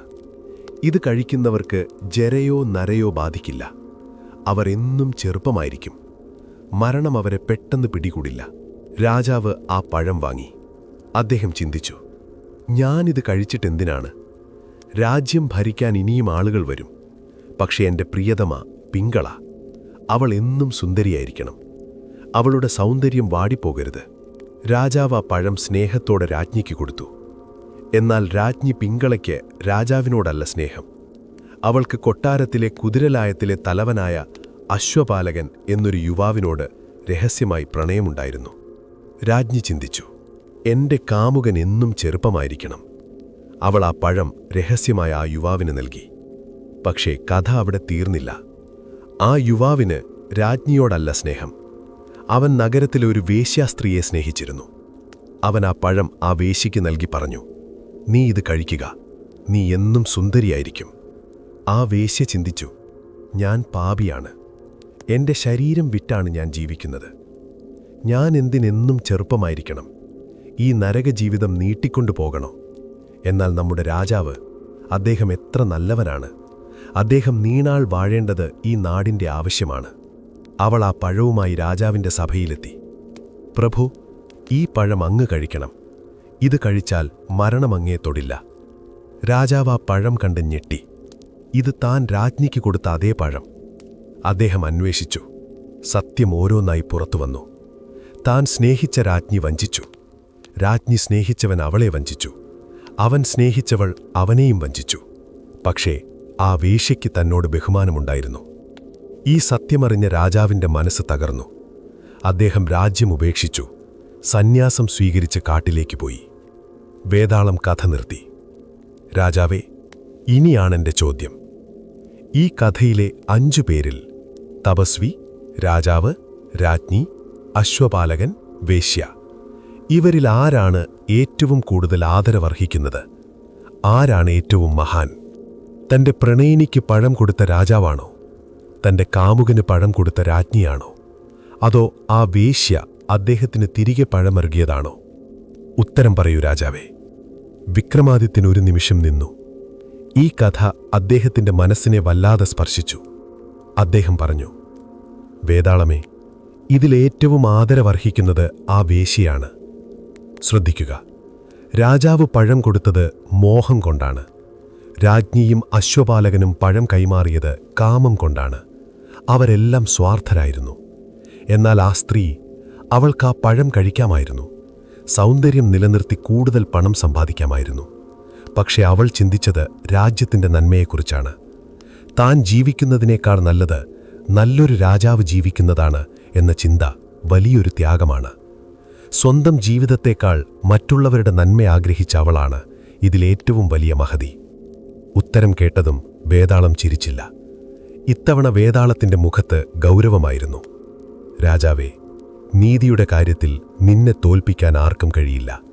നിന്റെ ഉത്തരം ശരിയാണ്. പക്ഷേ വേതാളം തുടർന്നു, നിയമം നിയമമാണ്. നീ സംസാരിച്ചു, ഞാൻ പോകുന്നു. എന്നാൽ ഇത്തവണ വേതാളം പോയത് പഴയ വേഗത്തിലല്ല. അത് വളരെ സാവധാനം മരത്തിലേക്ക് ഒഴുകിപ്പോയി. വിക്രമാദിത്യൻ വീണ്ടും അതിനെ പിന്തുടർന്നു. വേതാളത്തിന്റെ വെളിപ്പെടുത്തൽ, ദ ടേണിംഗ് പോയിന്റ്. വിക്രമാദിത്യൻ 11ാം തവണയും മരത്തിന് ചുവട്ടിലെത്തി. അദ്ദേഹത്തിന്റെ കാലുകൾ തളർന്നു. വാൾ പിടിക്കാനുള്ള ശേഷി പോലും കൈകൾക്കില്ല. എങ്കിലും മനസ്സിന്റെ ബലം കൊണ്ട് അദ്ദേഹം മരത്തിൽ കയറി വേതാളത്തെ താഴെ ഇറക്കി. ഇത്തവണ വേതാളത്തെ തോളിലേറ്റി നടക്കുമ്പോൾ വേതാളം കഥ പറഞ്ഞില്ല. പകരം അത് രാജാവിന്റെ ചെവിയിൽ വളരെ ഗൗരവത്തോടെ സംസാരിക്കാൻ തുടങ്ങി. വിക്രമാദിത്യ, നിൽക്കൂ. രാജാവ് നടത്തം നിർത്തിയില്ല. നിൽക്കാൻ. ഇത്തവണ ഞാൻ കഥ പറയാനല്ല പോകുന്നത്, നിന്റെ ജീവനെക്കുറിച്ച് പറയാനാണ്. വേതാളത്തിന്റെ ശബ്ദത്തിൽ വല്ലാത്തൊരു മാറ്റം. വിക്രമാദിത്യൻ നടത്തം പതുക്കെയാക്കി. വേതാളം തുടർന്നു. രാജാവേ, ഞാൻ ഇത്രയും നേരം നിന്നെ പരീക്ഷിക്കുകയായിരുന്നു. നിന്റെ ബുദ്ധിയും ക്ഷമയും ധർമ്മബോധവും അളക്കുകയായിരുന്നു. നീ അതിലെല്ലാം വിജയിച്ചു. ലോകത്തിൽ ഇത്രയും യോഗ്യനായൊരു മനുഷ്യൻ വേറെയില്ല. അതുകൊണ്ട് എനിക്ക് നിന്നെ ചതിക്കാൻ മനസ്സില്ല. ഞാനൊരു സത്യം പറയാം, ശ്രദ്ധിച്ചു കേൾക്കുക. വിക്രമാദിത്യൻ കാതോർത്തു. രാജാവേ, നീ ആർക്കുവേണ്ടിയാണോ എന്നെ ചുമന്നുകൊണ്ടുപോകുന്നത്, ആ മാന്ത്രികൻ ശാന്തനു, അവനൊരു യോഗിയല്ല. അവൻ കൊടും ചതിയനാണ്. അവൻ നടത്തുന്നത് ലോകനന്മയ്ക്കുള്ള യാഗമല്ല, അഷ്ടസിദ്ധികൾ നേടാനുള്ള ഒരു ദുർമന്ത്രവാദമാണ്. ആ യാഗം പൂർത്തിയാകണമെങ്കിൽ സർവ്വലക്ഷണങ്ങളും ഒത്തിണങ്ങിയ ഒരു വീരപുരുഷനെ ബലി നൽകണം. ആ വീരപുരുഷൻ നീയാണ് വിക്രമാദിത്യ. എന്നെ ആ ഹോമകുണ്ടത്തിനു മുന്നിലെത്തിച്ചാൽ നിന്റെ തലവെട്ടി ആ കുണ്ടത്തിലിടാനാണ് അവന്റെ പദ്ധതി. വിക്രമാദിത്യൻ ഞെട്ടിപ്പോയി. താൻ ഇത്രയും കഷ്ടപ്പെട്ടത് സ്വന്തം മരണത്തിലേക്കാണോ? വേതാളം തുടർന്നു. ഇനി സംഭവിക്കാൻ പോകുന്നത് കേട്ടോളൂ. നീ എന്നെ കൊണ്ടുചെല്ലുമ്പോൾ ആ മാന്ത്രികൻ അഭിനന്ദിക്കും. എന്നിട്ട് നിന്നോട് പറയും, രാജാവേ, ഈ യാഗം പൂർത്തിയാക്കാൻ അങ്ങ് സാഷ്ടാംഗം പ്രണമിച്ചു നമസ്കരിക്കണം എന്ന്. നീ നിലത്ത് വീണ് നമസ്കരിക്കുന്ന ആ നിമിഷം നിന്റെ കഴുത്തുവെട്ടാൻ അവൻ വാളുമായി കാത്തുനിൽക്കുന്നുണ്ടാകും. വിക്രമാദിത്യന്റെ ചോര തിളച്ചു. ആ ചതിയൻ, അവനെ ഞാൻ വെറുതെ വിടില്ല. വേതാളം പറഞ്ഞു, ക്ഷമിക്കൂ രാജാവേ. കോപം കൊണ്ടല്ല, ബുദ്ധി കൊണ്ടാണ് അവനെ നേരിടേണ്ടത്. അവനെ കൊല്ലാൻ ഒരേ ഒരു വഴിയേ ഉള്ളൂ. ഞാൻ പറഞ്ഞുതരാം. വേതാളം രാജാവിന്റെ ചെവിയിൽ ആ രഹസ്യം പറഞ്ഞുകൊടുത്തു. ഇങ്ങനെ ചെയ്താൽ അവന്റെ കർമ്മഫലം അവനെ തന്നെ കൊല്ലും. അപ്പോൾ ഞാൻ നിനക്ക് കീഴടങ്ങാം. പക്ഷേ ഓർക്കുക, ഒരു പിഴവു പറ്റിയാൽ മരിക്കുന്നത് നീയായിരിക്കും. വേതാളം മൗനമായി. വിക്രമാദിത്യൻ ഒരു നിമിഷം കണ്ണുകളടച്ചു. തന്റെ വാളിൽ മുറുക്കെ പിടിച്ചു. ക്ഷീണം എവിടെയോ പോയി മറഞ്ഞു. പകരം പ്രതികാരത്തിന്റെ തീ രാജാവിന്റെ കണ്ണുകളിൽ തെളിഞ്ഞു. നന്ദി വേതാളമേ, നിന്റെ സഹായത്തിന്. ഇനി ബാക്കി ഞാൻ നോക്കിക്കൊള്ളാം. രാജാവ് വേഗത്തിൽ നടക്കാൻ തുടങ്ങി. ഇത്തവണ ലക്ഷ്യം മരമല്ല, ശ്മശാനത്തിന്റെ തെക്കേയറ്റത്തുള്ള മാന്ത്രികന്റെ ഹോമകുണ്ടമാണ്. അവിടെ ശാന്തനു എന്ന കപട സന്യാസി വിക്രമാദിത്യന്റെ തലയറുക്കാൻ വാളിൽ എണ്ണ തേച്ച് മിനുക്കി കാത്തിരിക്കുന്നുണ്ടായിരുന്നു. അവന്റെ ചുണ്ടിൽ ക്രൂരമായൊരു ചിരിയുണ്ടായിരുന്നു. വരൂ വിക്രമാദിത്യ, വരൂ, നിന്റെ അന്ത്യമടുത്തു. വിക്രമാദിത്യൻ മുന്നോട്ട് നടന്നു. ഓരോ ചുവടും അളന്നു മുറിച്ചായിരുന്നു. കാലിലെ ക്ഷീണം അദ്ദേഹം മറന്നിരുന്നു. ഇപ്പോൾ മനസ്സിൽ ഒരേ ഒരു ലക്ഷ്യം മാത്രം, ചതിയെ ചതി കൊണ്ടു ജയിക്കുക. തോളിൽ കിടക്കുന്ന വേതാളം ഇപ്പോൾ നിശബ്ദമാണ്. അതൊരു നിർജീവമായ ശവം പോലെ അഭിനയിക്കുകയാണ്. ശ്മശാനത്തിന്റെ തെക്കേയറ്റത്തെത്തി. അവിടെ കണ്ട കാഴ്ച അതിഭീകരമായിരുന്നു. നൂറ്റാണ്ടുകൾ പഴക്കമുള്ള വൻമരങ്ങൾക്കിടയിൽ ഒരു തുറസായ സ്ഥലത്ത് മാന്ത്രികൻ ശാന്തനു വലിയൊരു യാഗശാല ഒരുക്കിയിരുന്നു. നടുവിൽ വലിയൊരു ഹോമകുണ്ടം. അതിൽ നിന്നുയരുന്ന തീനാളങ്ങൾക്ക് സാധാരണ നിറമായിരുന്നില്ല, പച്ചയും നീലയും കലർന്ന വിചിത്രമായ നിറം. ആ വെളിച്ചത്തിൽ മാന്ത്രികന്റെ മുഖം ഒരു പിശാചിനെ പോലെ തോന്നിപ്പിച്ചു. ചുറ്റും തലയോട്ടികളും എല്ലിൻ കഷ്ണങ്ങളും ചിതറിക്കിടക്കുന്നു. കാറ്റിൽ രക്തത്തിൻ്റെയും മാംസത്തിൻ്റെയും രൂക്ഷഗന്ധം. മാന്ത്രികൻ കണ്ണുകളടച്ച് ഉച്ചത്തിൽ മന്ത്രങ്ങൾ ജപിക്കുകയാണ്. ഓം ഹ്രീം രക്തചാമുണ്ടായൈ വിച്ഛേ, ഓം ക്രീം കാലഭൈരവായ നമ. അയാളുടെ ശബ്ദം ശ്മശാനത്തിലെ നിശബ്ദതയെ കീറിമുറിച്ചു. വിക്രമാദിത്യൻ ഹോമകുണ്ഡത്തിനരികിലെത്തി. മാന്ത്രികൻ മെല്ലെ കണ്ണുകൾ തുറന്നു. രാജാവിനെയും തോളിലെ വേതാളത്തെയും കണ്ടപ്പോൾ അയാളുടെ കണ്ണുകളിൽ ആർത്തിയുടെ തിളക്കം കണ്ടു. അയാൾ ചാടി എഴുന്നേറ്റു. സ്വാഗതം, സ്വാഗതം മഹാരാജാവേ. മാന്ത്രികൻ ഇരു കൈകളും നീട്ടി സ്വീകരിച്ചു. അങ്ങ് വാക്കുപാലിച്ചിരിക്കുന്നു. ഈ ലോകത്തിൽ അങ്ങയെപ്പോലെ ധീരനും സത്യസന്ധനുമായ മറ്റൊരു രാജാവില്ല. സാക്ഷാൽ ദേവന്മാർ പോലും അങ്ങയെ കണ്ട് അസൂയപ്പെടും. മാന്ത്രികന്റെ പുകഴ്ത്തലുകൾ കേട്ട വിക്രമാദിത്യന്റെ ചുണ്ടിൽ ഒരു നേർത്ത പുഞ്ചിരി വിരിഞ്ഞു. പക്ഷെ അത് മാന്ത്രികൻ കണ്ടില്ല. യോഗിവര്യ, ഞാൻ എൻ്റെ കടമ ചെയ്തു എന്നു മാത്രം. ഇതാ അങ്ങ് ആവശ്യപ്പെട്ട വേതാളം. രാജാവ് തോളിൽ നിന്ന് വേതാളത്തെ താഴെ ഇറക്കി മാന്ത്രികൻ കാണിച്ച സ്ഥലത്ത് കിടത്തി. വേതാളം അനങ്ങിയില്ല. മാന്ത്രികൻ ആവേശത്തോടെ വേതാളത്തിൻ്റെ അടുത്തെത്തി. അയാൾ വേതാളത്തെ തൊട്ടു തലോടി. ആഹാ, എത്രയോ വർഷങ്ങളായുള്ള എൻ്റെ തപസ് ഇന്ന് പൂർത്തിയാകാൻ പോകുന്നു. ഈ വേതാളത്തിലെ ശക്തി ഇനി എനിക്ക് സ്വന്തം. അയാൾ രാജാവിനെ നോക്കി പറഞ്ഞു, രാജാവേ, അങ്ങ് എനിക്ക് ചെയ്തു തന്നത് ചെറിയൊരു ഉപകാരമല്ല. ഇതിനു പകരമായി അഷ്ടൈശ്വര്യങ്ങളും അങ്ങയെ തേടിയെത്തും. ഇപ്പോൾ അങ്ങ് അല്പം വിശ്രമിക്കൂ. ഈ യാഗത്തിൻ്റെ അവസാന ചടങ്ങുകൾ കൂടി ബാക്കിയുണ്ട്. വിക്രമാദിത്യൻ മാറ്റിനിന്നു. കൈകളറിയാതെ വാളിൽ സ്പർശിച്ചു.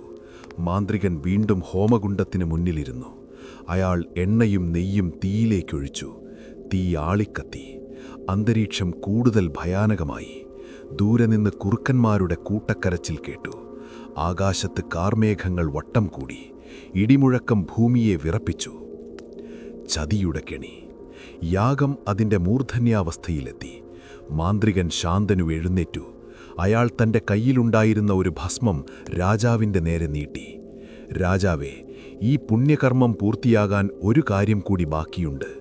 അങ്ങ് ഈ യാഗശാലയെ വലം വയ്ക്കണം. അതിനുശേഷം ഈ ഹോമകുണ്ഡത്തിനു മുന്നിൽ സാഷ്ടാംഗം പ്രണമിച്ച് lie down, flat face down. ദേവതകളെ നമസ്കരിക്കണം. അങ്ങയുടെ നമസ്കാരത്തോടെ മാത്രമേ ഈ യാഗം പൂർണ്ണമാകൂ. ഇതാണ് ആ നിമിഷം. വേതാളം മുന്നറിയിപ്പ് നൽകിയ നിമിഷം. മാന്ത്രികന്റെ പദ്ധതി വ്യക്തമാണ്. രാജാവ് സാഷ്ടാംഗം നമസ്കരിക്കാൻ നിലത്ത് കിടക്കുമ്പോൾ കഴുത്തു വെട്ടാൻ എളുപ്പമാണ്. പിന്നിൽ നിന്നൊറ്റ വെട്ട്. തല ഹോമകുണ്ഡത്തിലേക്ക് വീഴും. അതോടെ മാന്ത്രികന് അഷ്ടസിദ്ധികൾ ലഭിക്കും. മാന്ത്രികൻ തൻ്റെ കയ്യിലെ വസ്ത്രത്തിനുള്ളിൽ ഒളിപ്പിച്ചു വെച്ചിരിക്കുന്ന വാളിൽ മുറുക്കെ പിടിച്ചു. അയാളുടെ മുഖത്ത് ഭക്തിയുടെ മുഖമൂടി ഉണ്ടായിരുന്നുവെങ്കിലും കണ്ണുകളിൽ കൊലപാതകിയുടെ ക്രൂരത ഒളിഞ്ഞിരിപ്പുണ്ടായിരുന്നു. വരൂ രാജാവേ, വൈകിക്കണ്ട. ശുഭമുഹൂർത്തം കഴിയാറായി. നമസ്കരിക്കൂ. വിക്രമാദിത്യൻ മുന്നോട്ടു വന്നു. അദ്ദേഹം ഹോമകുണ്ഡത്തിന് മുന്നിൽ നിന്നു. എന്നിട്ട് വളരെ നിഷ്കളങ്കമായി മുഖമുയർത്തി മാന്ത്രികനോട് പറഞ്ഞു, യോഗിവര്യ, എനിക്കൊരു പ്രശ്നമുണ്ട്. ഞാൻ കൊട്ടാരത്തിൽ ജനിച്ചവനാണ്. രാജാവായി വളർന്നവനാണ്. ജീവിതത്തിൽ ഇന്നുവരെ ഞാൻ ആരുടെയും മുന്നിൽ തല കുനിച്ചിട്ടില്ല. സിംഹാസനത്തിൽ ഇരിക്കാനും യുദ്ധത്തിൽ നെഞ്ചുവിരിച്ച് നിൽക്കാനും മാത്രമേ എനിക്കറിയൂ. രാജാവൊന്ന് നിർത്തി. എന്നിട്ട് തുടർന്നു, സാഷ്ടാംഗം നമസ്കരിക്കുക എന്ന് പറഞ്ഞാൽ അതെങ്ങനെയാണ് ചെയ്യേണ്ടത് എന്നെനിക്കറിയില്ല. കൈകൾ എവിടെ വെക്കണം, തല എങ്ങനെ മുട്ടിക്കണം, കാൽപാദങ്ങൾ എങ്ങനെ ഇരിക്കണം. തെറ്റായി ചെയ്താൽ ദേവകോപമുണ്ടാകില്ലേ? അതുകൊണ്ട് അങ്ങ് ദയവായി അതൊന്ന് കാണിച്ചു തന്നാലും. അങ്ങ് ചെയ്യുന്നതുപോലെ ഞാൻ ചെയ്യാം. മാന്ത്രികൻ. ശാന്തനുവിന് ദേഷ്യം വന്നു. ഇവൻ എന്തൊരു വിഡ്ഢിയാണ്. നമസ്കരിക്കാൻ പോലും അറിയാത്ത രാജാവ്. പക്ഷേ തൻ്റെ വിജയത്തിന് തൊട്ടടുത്ത് നിൽക്കുമ്പോൾ ആവേശം കൊണ്ട് മാന്ത്രികന്റെ ബുദ്ധി മരവിച്ചിരുന്നു. അയാൾ ചിന്തിച്ചു, സാരില്ല, ഞാനൊന്നു കാണിച്ചു കൊടുക്കാം. ഇവൻ കിടന്നാലുടൻ വെട്ടിക്കളയാം. മാന്ത്രികൻ ചിരിച്ചുകൊണ്ട് പറഞ്ഞു, ഓ, അത്രയേ ഉള്ളോ? മഹാരാജാക്കന്മാർക്ക് ഇതൊന്നും ശീലമില്ലാത്തതാകാം.